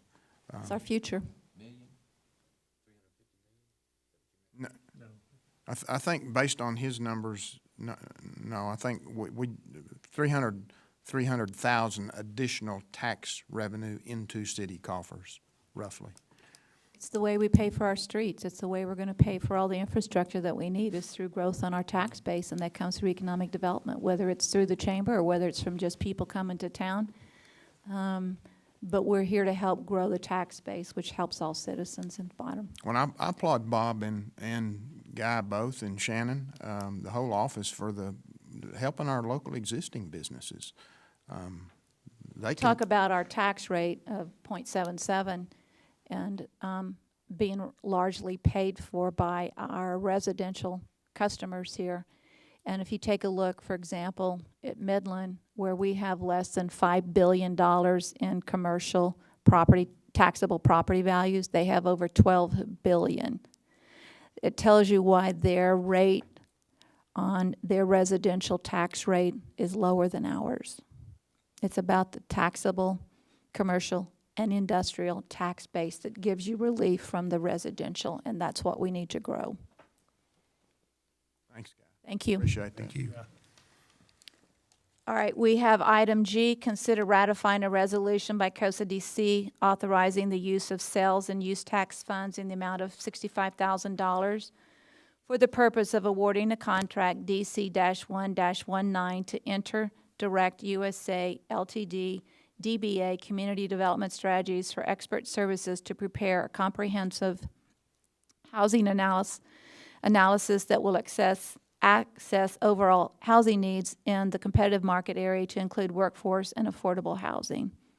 You're on. That's certainly a mouthful, so I'd like I to. think I missed up a couple words there. Let me first of all just tell you what is involved with a comprehensive housing study. San Angelo has never conducted a comprehensive housing study. Now, this is a program that seeks input from a wide variety of sources, both on the supply side and on the demand side. It turns what we have as anecdotal information. We know that there's shortages in certain areas of housing, both single-family housing, apartments, other types of housing in the community. And the study allows us to obtain some empirical data to study that, to find out where we might have gaps. So in terms of collecting data, we not only collect data that's vital from our real estate organizations, that information is critical. We also collect data from our banking and financial institutions that are supporting the projects that are being built out there. Our builder and development community is extremely involved in the process because this study provides them data that they can take to the bank that will help them show that there is potential demands in certain levels of housing. Apartment complexes, we go back to the planning stages on those and look at anything that is might be in the planning stages in regard to housing studies that are coming in. The housing study will have special emphasis on our largest employer that has a problem, which is a Goodfellow Air Force Base. They've done some study in that. The study will take that information into consideration. ASU is a large user of our housing resources. It will include them. Howard College will be included in that study. Now, the particular firm that we've chosen to do this study, there are actually a small number of people that are capable of doing these types of studies. We actually had 4 that responded to our proposal, but the particular one that we've chosen, which is the lowest cost of the provider, but also is providing exactly what we're asking for, has just conducted a study in Odessa. And the reason that's important is because what's happening in the Permian Basin has an impact on us. Finding that data would be extremely costly and expensive, and so Odessa's absorbing some of the cost of providing that information since it's the same firm and has access to that information. Now, the process that we've been through in this, we've been actually looking at this study for about 9 months now. We've presented it at our Chamber Economic Development Advisory Board meetings, had discussions on that. In the mayor's economic development meetings that she's conducted, in one of the last meetings we had, we brought in the builders that are extremely supportive of this. And it was at that point really we're actually looking for alternative sources of funding. So if we get those, it would help offset the cost of this study. But we felt that there was a need to proceed without waiting any further. The sooner we get this information, the better. This study, once it's begun and upon approval today, that study would begin immediately. Once we had the contract in place, they will begin collecting data from other sources, but then the study will take about 3 to 3.5 months because of all that's involved with meetings with all of the involved parties within our community, the Realtors Association, the banking community, all the builders. There's surveys that are involved with our major employees. So on the demand side, to help determine where that demand lies, is what our housing providing now adequate? Would they like to see something else? There's also information that's collected in that in terms of credit worthiness in some general terms. Do we have people that have credit ability to, say, purchase a home as opposed to renting an apartment and that sort of thing? So you can see it's a very involved study. Have high confidence level in the folks that are going to do this study. And so I'll be glad to answer any questions that you might have. Well, yes, go ahead, Harry. We have a number of experts in the community. I wonder whether or not we have some of those individuals at ASU or the Real Estate Association, Apartment Association, that can answer some of these questions. And I understand if you've got one person that's out collecting data and it's all in one pot, but I wonder whether or not that's something that we could do internally within the city. Yes, sir, and that's a very good question and one that I've had experience with.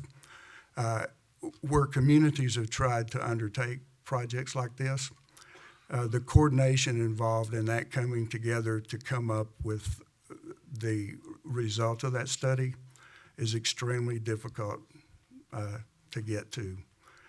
Now, all those data sources that you mentioned are extremely important. This group takes all that into consideration. It also takes into consideration data sources that aren't available locally and combines all of that to do this study. They actually have a program that is involved that analyzes this data.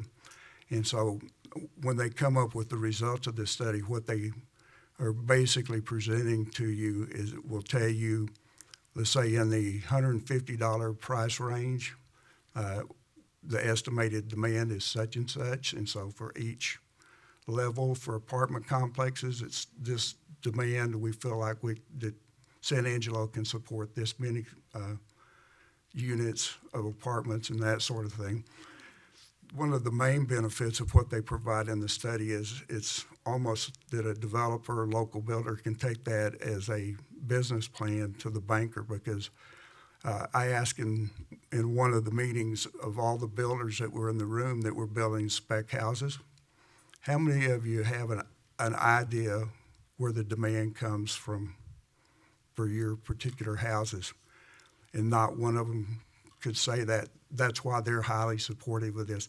It helps them take the risk out. It helps them receive financing from the bankers, because we're absorbing some of that risk and providing empirical data rather than speculative data out to those individuals. The other thing involved in the study is when you're talking about apartment complexes, so many of those that are out there get their financing from HUD, regardless if it's a market rate apartment or it's a low income housing project. We've already had apartment complexes that have approached here and would like to build apartment complexes at market rate. There are only 5 market rate apartments in San Angelo. They have 90+% occupancy in them. And so we know anecdotally that there is bound to be additional demand for that. But when these apartment developers went to HUD for financing, they were told, you're not on HUD. San Angelo, Texas is not on HUD's radar. They're looking at the Permian and things like that. The study results will help us get on HUD's radar so that people, if it's shown that there is demand for additional apartments, which probably will happen, that we might be on their radar for that type of financing to help get those apartments financed. You know, I originally was very opposed to this, as you know, and we went back and forth many times on why we needed it. And I fought aggressively to say, I don't know why we can't just use the resources that we have and the information that we have through the Realtors Association, et cetera, because we do know that they have a tremendous amount of knowledge as it relates to our real estate market. On the other hand, I think the thing that sold me on the idea that we needed to do it was the fact that if you have someone coming to you from outside to build something in the city, if you hand them this report, it's much easier for them to go get a loan. And I also did not realize the breadth and depth of which this analysis would be done. And the idea would be that you don't have one person who could devote enough hours in a 3-month window to come up with that report in 3 months that's that broad in terms of analysis of the data.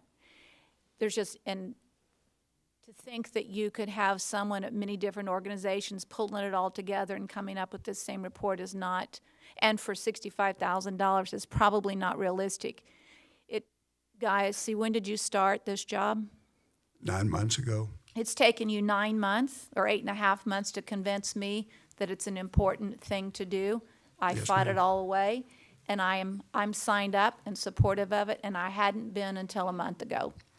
Well, the thing I would say, and this is based on experience in another community, is before I had done this, had the study done in that community, they had attempted to do it internally, thinking the same thing a couple of years before. The result of that was that once the data was collected, there's nobody to really analyze that data. So they spent a great amount of time surveying people and gathering data, only to stick it on a shelf.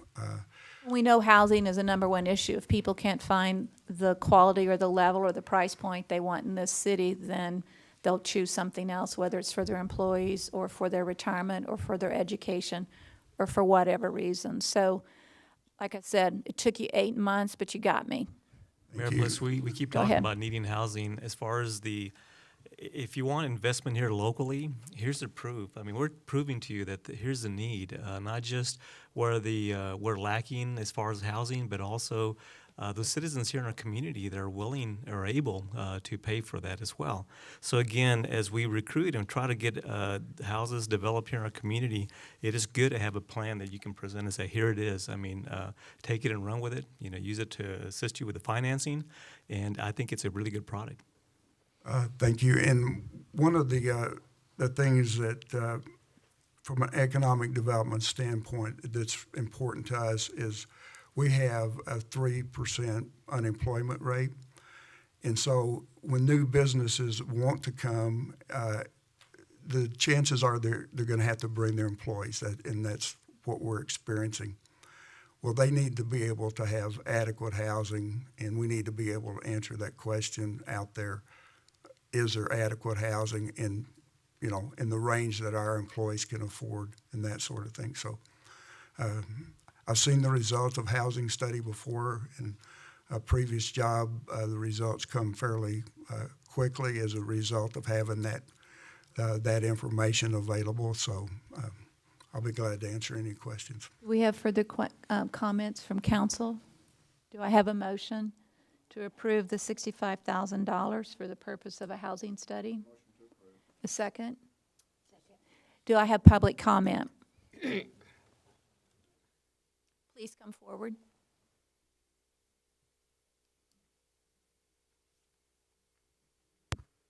Good afternoon.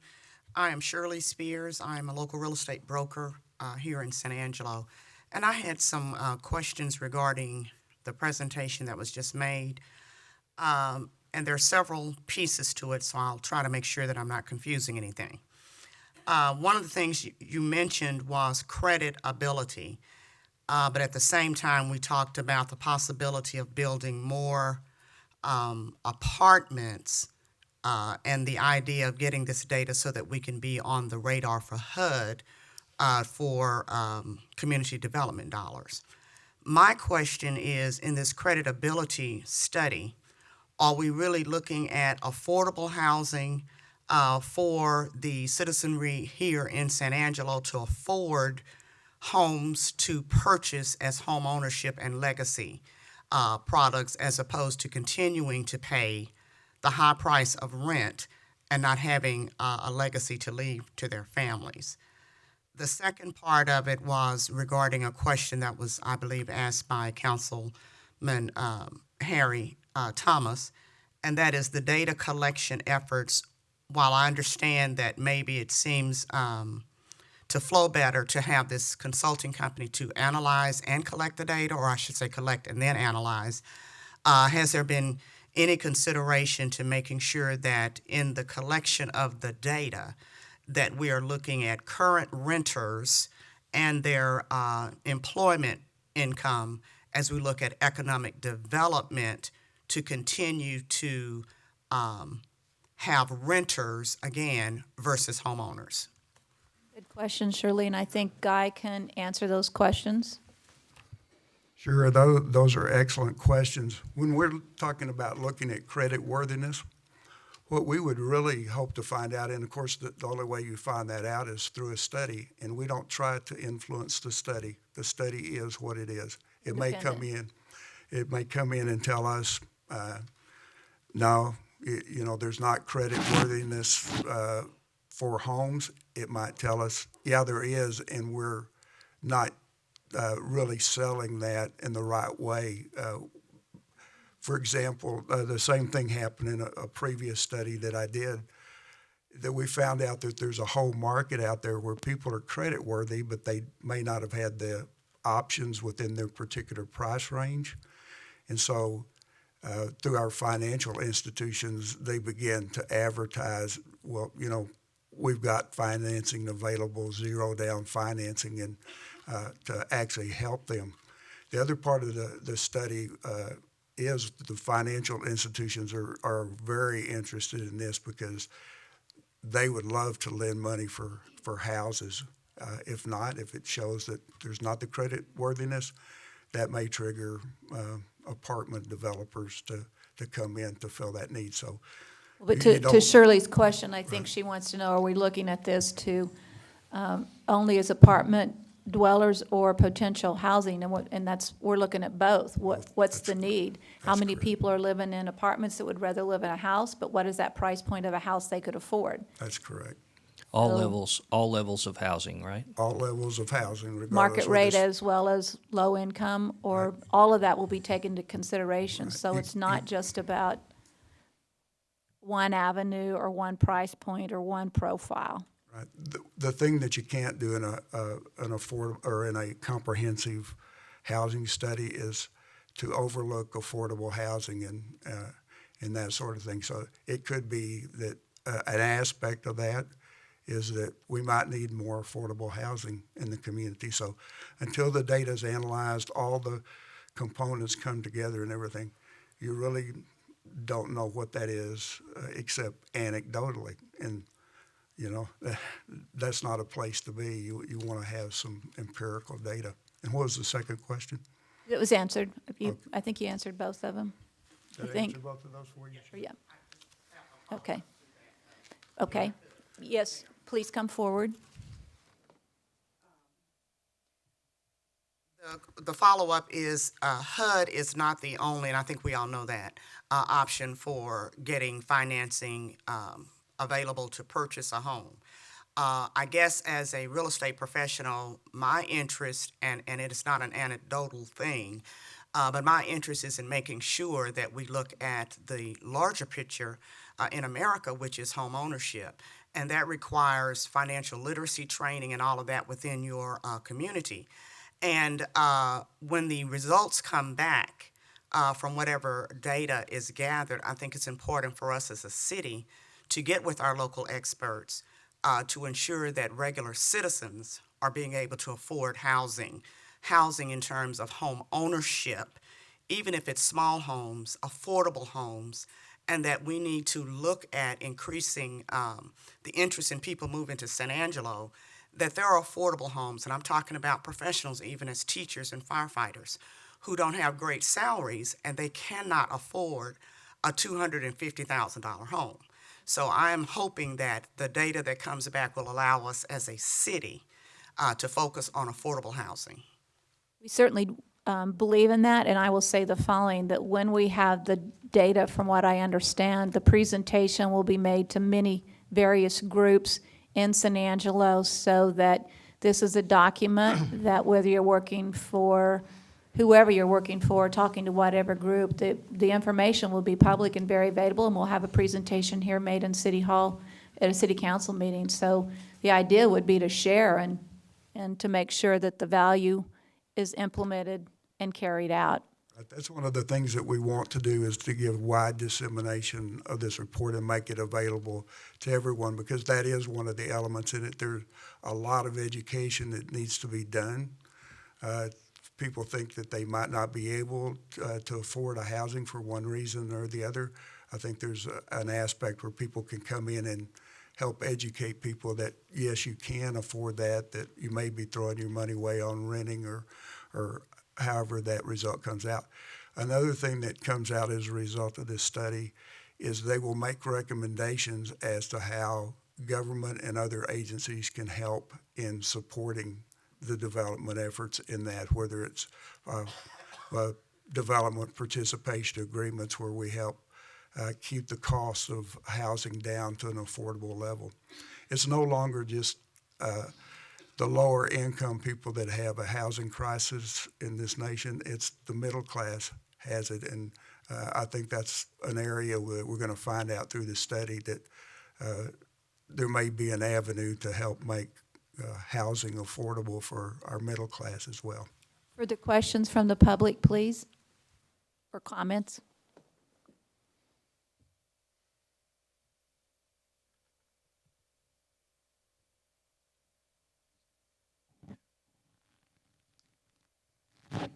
Candy Poole, Executive Vice President, San Angelo Association of Realtors, excuse me. Mayor and Council. The only thing I want to say is this report probably would be very, very interesting for all of us to hear. I do want you to know that in the 9 months that this review has been going on, the San Angelo Association of Realtors was not involved or asked to be a part of that 9-month study to come to where we are today to spend $65,000. We would like to be not only part of it, you're talking housing. We are the group that believes, as Shirley has said, in affordable housing. We are the group that has the reports from the national level through the state level, and we were not involved in any of this.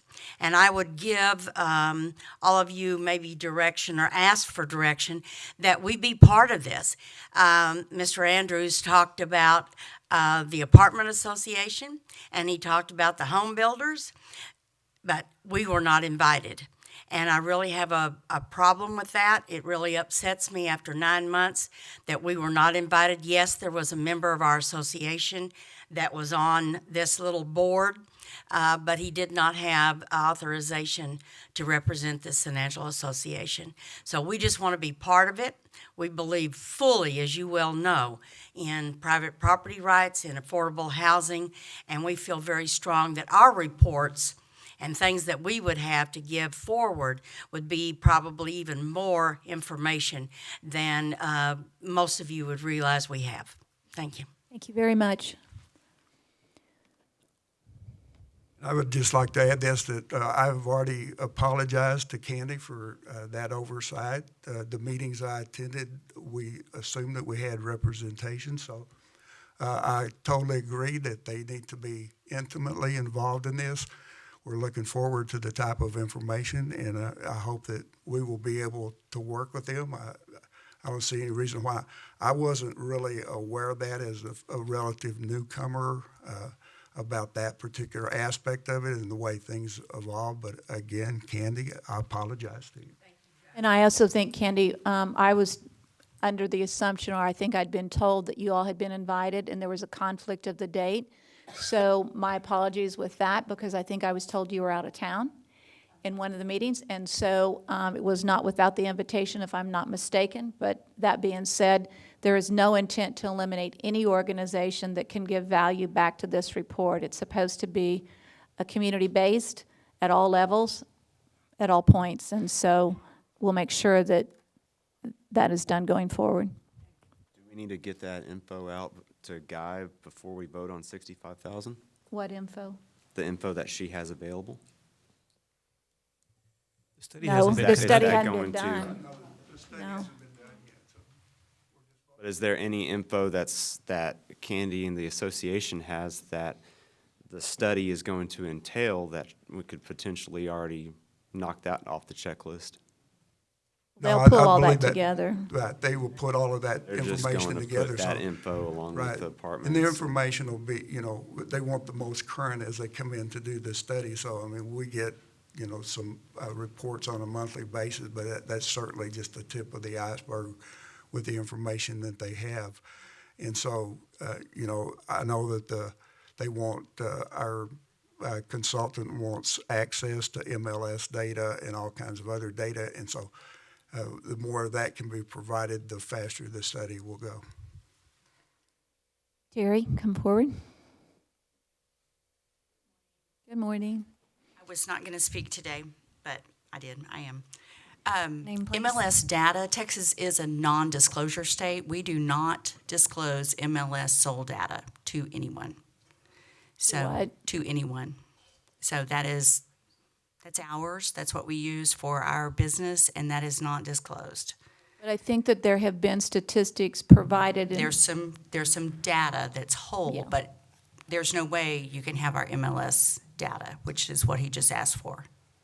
I think this consultant group has worked with cities before, Terry. I know, and I And so understand, my and we've had other assumption is people. They probably know what they know can what ask for. they can or cannot have, is my Good, assumption. because San Angelo's different. We don't release anything. Some of the others do, and they will give it to whomever to use for studies like this. Our association does not. So just wanted to give you a heads up on that's unavailable. The sold data. Meaning you won't, because, for example, we've been told that 66% of the houses sold in the month of January were priced from $100,000 to $150,000. There is a data relevance that we can send out. That's one sheet of it, of the report.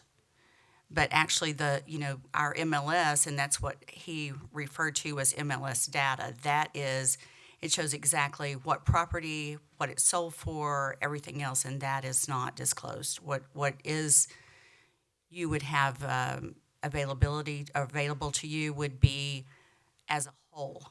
This is what, this price range, and this is the percentages, basically. We would use what you can provide. Okay, Obviously, thank you. you can't provide Yes, what you ma'am. can't provide. So Exactly. no one's going to ask you to lie, cheat, or steal and give us I information you're not hope supposed to not. give. So I hope not, because yeah. we can't do that. We- Okay. We just would hope for support in trying to get the best document we can to ensure that we have the best city we can have. Absolutely. Thank you. And we support your standards. Yes, Billy? Terry. Yes, ma'am. I know you don't provide that information on sales price of specific properties, but can't you go online and get that from the appraisal district information? No. The appraisal district has different information. They do a tax evaluation.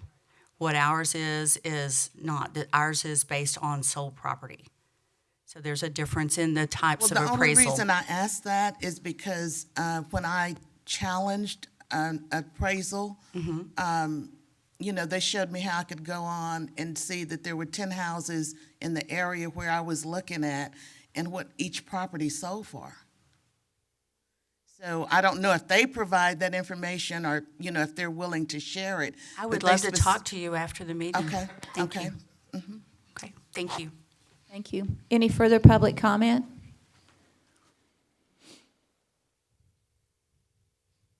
Yes, ma'am. Steve Hampton. I have a question. Will this will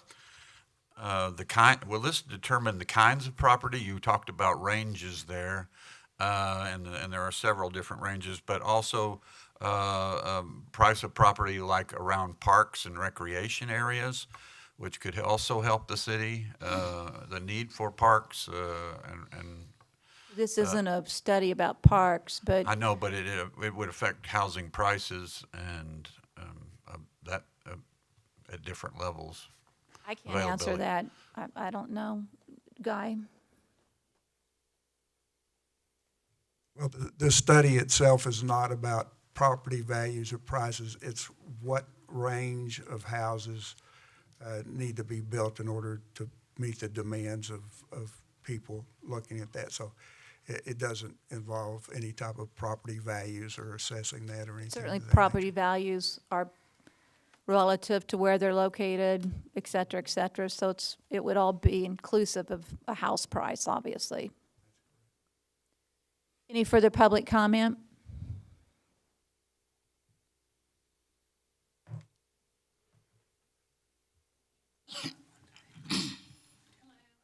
Morning. Lynn McClellan-Thee, and I have concerns about this, about use of tax money for such a study. And it feels like you're interjecting the government into what really could be run by the free market. And plus, I'm not a big proponent of communities planned to the minute detail. And I have a further question. A further concern is would this study be used to there are ideas, people have certain ideas what every neighborhood community should look like, rather than having it, decided by the people that move in and out of it and that live and thrive in that community. So could this be, this seems to me this could be the first step in actually setting the stage for what type of housing should be in each neighborhood and what type of people should live in each neighborhood, so that it looks like more of a global scenario, so that we're all, cookie cuttered and all that. So that is a concern, and that may sound crazy, but it is a concern of mine. It's not a study to dictate.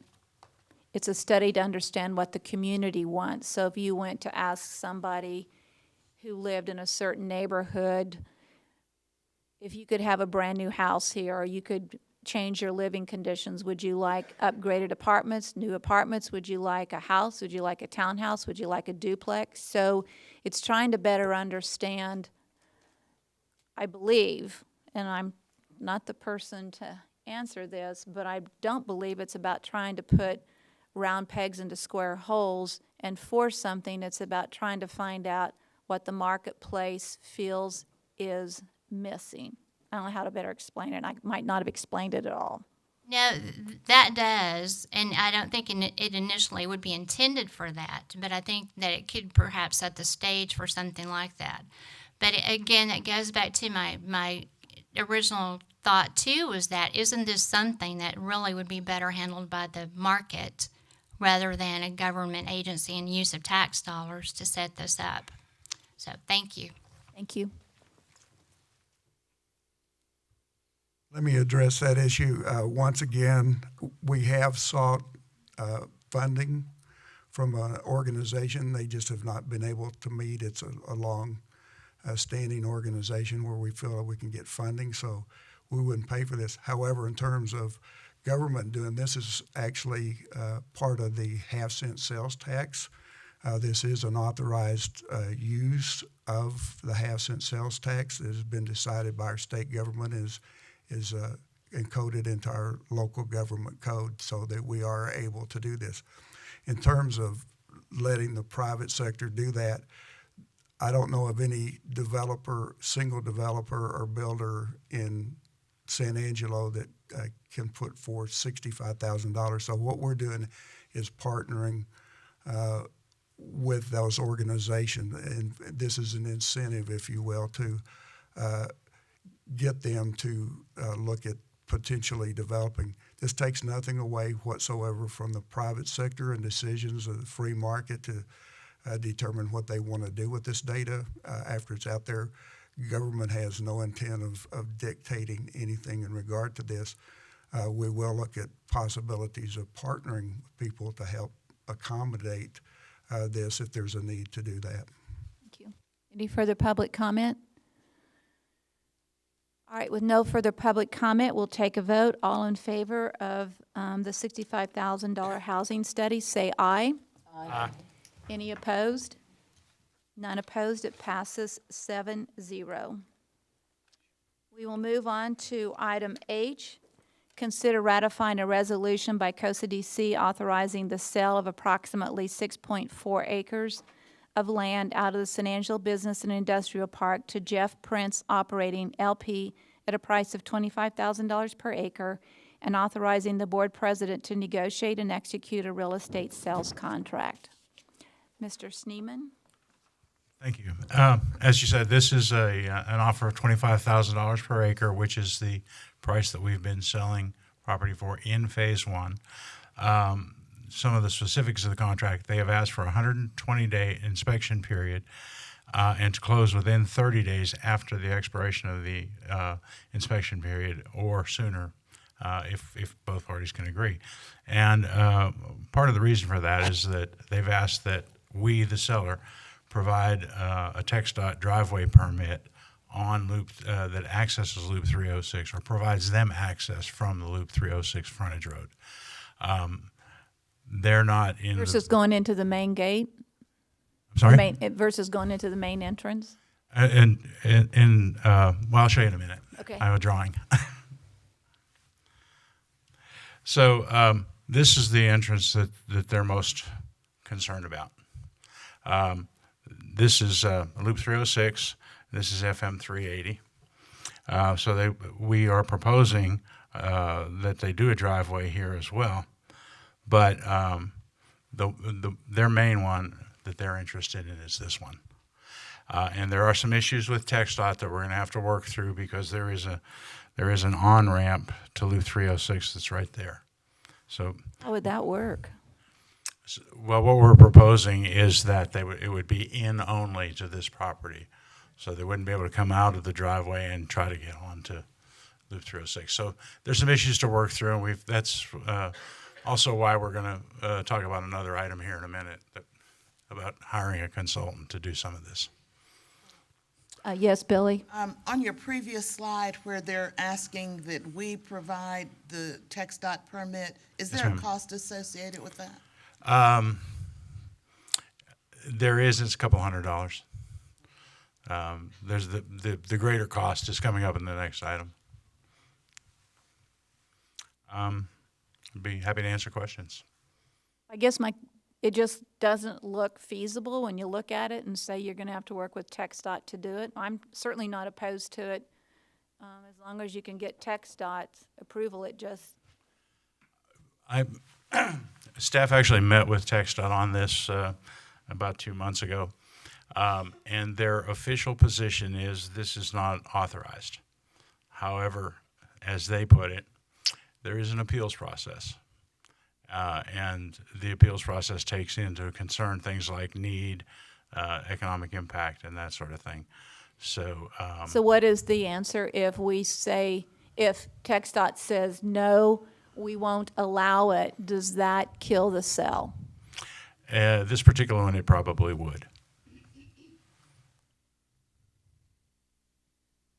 Do I have other questions from council on this? Tommy, it looks like you do. Yeah, question. I know you stated, Bob, that in Phase 1, the going price was $25,000 per acre.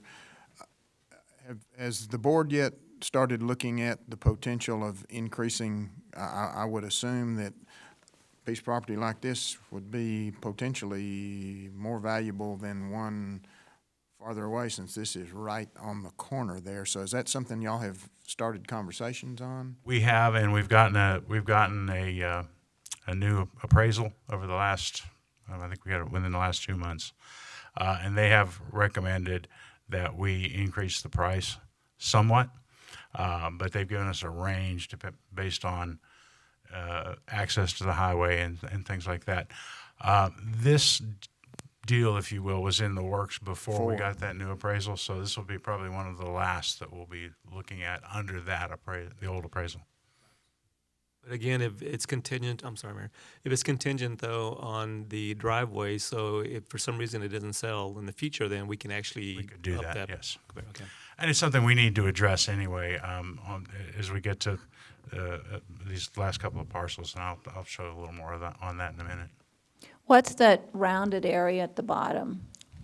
Here, this is a Yeah. that's a ramp, or not a ramp, but a turn lane. Well, the property to this side of it. I see the turn lane, but is that TxDOT property? Here, Yeah. that is TxDOT right away as well. Yes. It would seem like it'd be easier to get a TxDOT right-of-way to allow an exit or an entrance from that piece of property, but I don't know what it visually looks like, than up there. There's a significant drop off there. Oh. Also, TxDOT has some pretty stringent regulations on that distance. For example, how far you can be from an intersection before you can have a driveway. What about where the line comes down and it crosses over? Like it goes this way and then it goes this way in that corner. Here? Yeah, no, up where the arrow is, that corner. Here? Yeah. that would be too close to the intersection for them to approve it. The closer you get to the intersection, the harder it is to get it approved. Yeah, but that other thing looks tough. But then again, that's not our decision. So it's not what we're voting on. Bob, Yes, ma'am. since that is so close to the curve to go around to, get the entrance ramp, what is the particular issue with having an entrance for this particular buyer with an entrance and exit where they're going to put the one here on FM 380? So we're not asking for an exit out of the property? I'm just saying that what's the problem with the buyer with only having the one way in and one way out? He's going to have quite a bit of customer traffic, and so his perception is that this is going to be the maneuver they want to make, rather than to get here and have to figure out, okay, that's where I want to go. How do I get there? Oh, I have to turn here, and I have to go down here, and I have to go in. It doesn't That's seem really like the that's crux a of whole it. lot of distance, but just It's not. saying. It's not particularly asking too much, but that's from our perspective. Again, it's a TxDOT thing. Correct. So with that, Move to approve as presented. a second. Second. Any public comment on item H? No public comment on item H. We'll take a vote. All in favor, say aye. Aye. With none opposed, motion passes 7-0. Thank you. We'll move on to item I. Mayor? Oh, yes, sir. Excuse me, I'm going to have to recuse myself on this item for Okay. conflict of interest. Okay. Consider ratifying a resolution by COSA DC authorizing the board president to negotiate and execute a professional services agreement with Centurion Planning and Design in an amount not to exceed $7,500 relating to an approved project for additional professional engineering and surveying services required by TxDOT on a permit applications for driveway access to a portion of the remainder of Block 1 San Angelo Gateway Addition, Section 1 of the San Angelo Business and Industrial Park. Yes, sir. Thank you.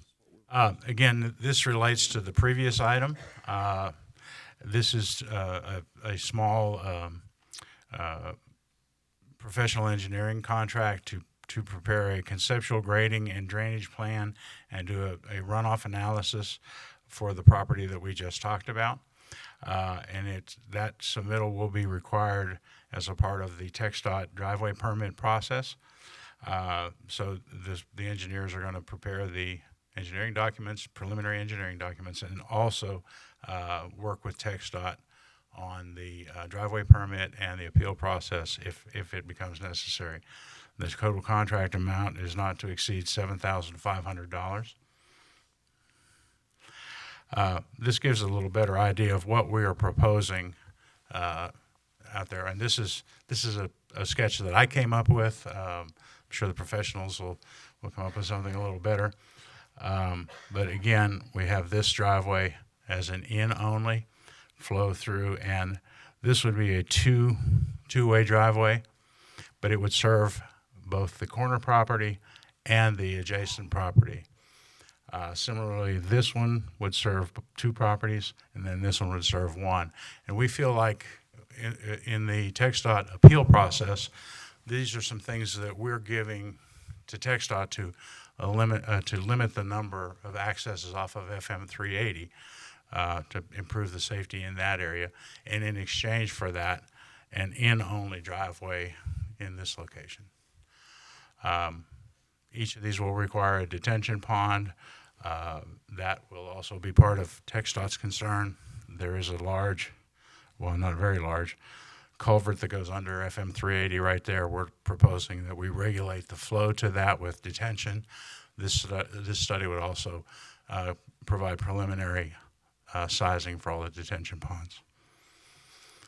So the horse before the cart, which one goes first? H or I? I mean, F or I? We've already voted I know we did, but I mean, this is a study. Correct. That you want to be done to help convince TxDOT to do what was the item before, right? Yes, but this is a study that would also have to do probably to sell that property no matter what, so. So it's not the cart before the horse before the cart. You Correct. need to do it Sort anyway. of, the two sort of go hand in hand. Additionally, we would probably negotiate to pay for half of that driveway entrance. And then if we sold this property first, negotiate to pay for half of that driveway entrance, and the cost of those would then be added to the cost of this lot, because they would be getting their driveway entrances for free. So it's sort of a mini master plan at the same time. Mayor? Yes, Michael? Bob, if this sale of this corner doesn't go through and you have this work done, it does make the rest of it more marketable. Is that true? That's correct. You've answered some of the potential buyers' questions. That's correct. Just depending on TxDOT. Okay, do I have questions from council on this $7,500? Move to approve as presented. There's a motion, a second, Second. and public comment? With no public comment, we'll take a vote. All in favor of approving item I, say aye. Aye. Any opposed? Passes 7-0. 6. 6-0. Forgot Tommy disappeared on us. 6-0. Okay. Strong six. A Strong strong six. 6. That's right. Okay, with that, we will, on the agenda says closed session, but at this point, there are no items for the closed session, so we will not actually be having one. So we will move into item 9, follow-up and administrative issues. I'll wait till Tommy sits down. All right, so item A, we don't need to do, of course. So item B is consider approving various board nominations. The Construction Board of Adjustments and Appeals, Rodney Mayberry, SMD 4, to a second term ending February 2021, and Brooks Weiner, SMD 5, to a second term ending February 2021.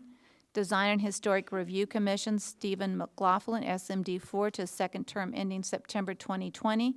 Economic Development Corporation, William Dindal, SMD 2, to a second term ending February 2020, and Garland Freeze, SMD 6, to a first term ending February 2021.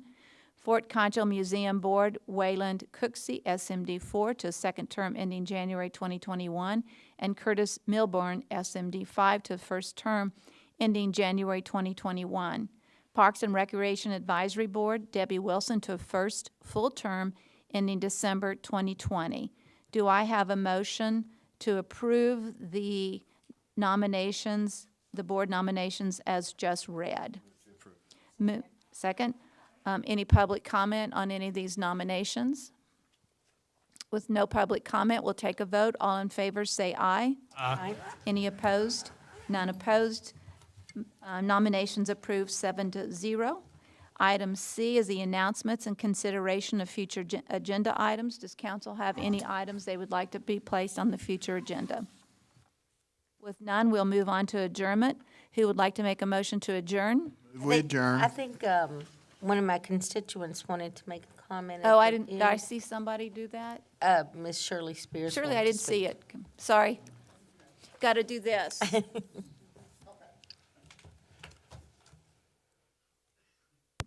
Shirley Spears, San Angelo resident, president of the NAACP, Unit 6219. I've spoken with Councilwoman Lucy Gonzalez, and I've also met with the Parks and Recreation Advisory Board. Various members of our organization are concerned about the restroom situation at Martin Luther King Park on Martin Luther King Drive in Single Member District 4. We understand that there will be some additional review and discussion of how community parks versus neighborhood parks are handled, and the true definition of what a neighborhood park is versus a community park, which may be impacting our inability to have stable discussion or solid discussion, I'll say, on moving this forward. It's our understanding that the situation at Martin Luther King Park has been what it is since around 2004. There were efforts made to get it into the budget, and it didn't make it. And we are now asking, as we approach this time frame for what we're about to do now, Mayor and Council, that we give consideration and put this back on the radar. We have a lot of families in that community, and we feel that families and some of our seniors would benefit if they felt more comfortable that they could go there and had reasonable accommodations for restrooms. We are concerned about some other issues which we are taking up with the appropriate city authorities, but we believe that as we prepare to do this survey for what will be input for the next budget, we want to ensure that Martin Luther King Park on Martin Luther King Drive, Single Member District 4, is given some consideration. Thank you. Now, does anybody else want to raise your hand so I can see it and make sure that I've allowed you an opportunity to speak for future announcements? I don't see any hands going up, so now there was a motion Move we adjourn. and a second and a vote that I think is 7-0. With that said, we are adjourned, and Rick, you need... Yeah.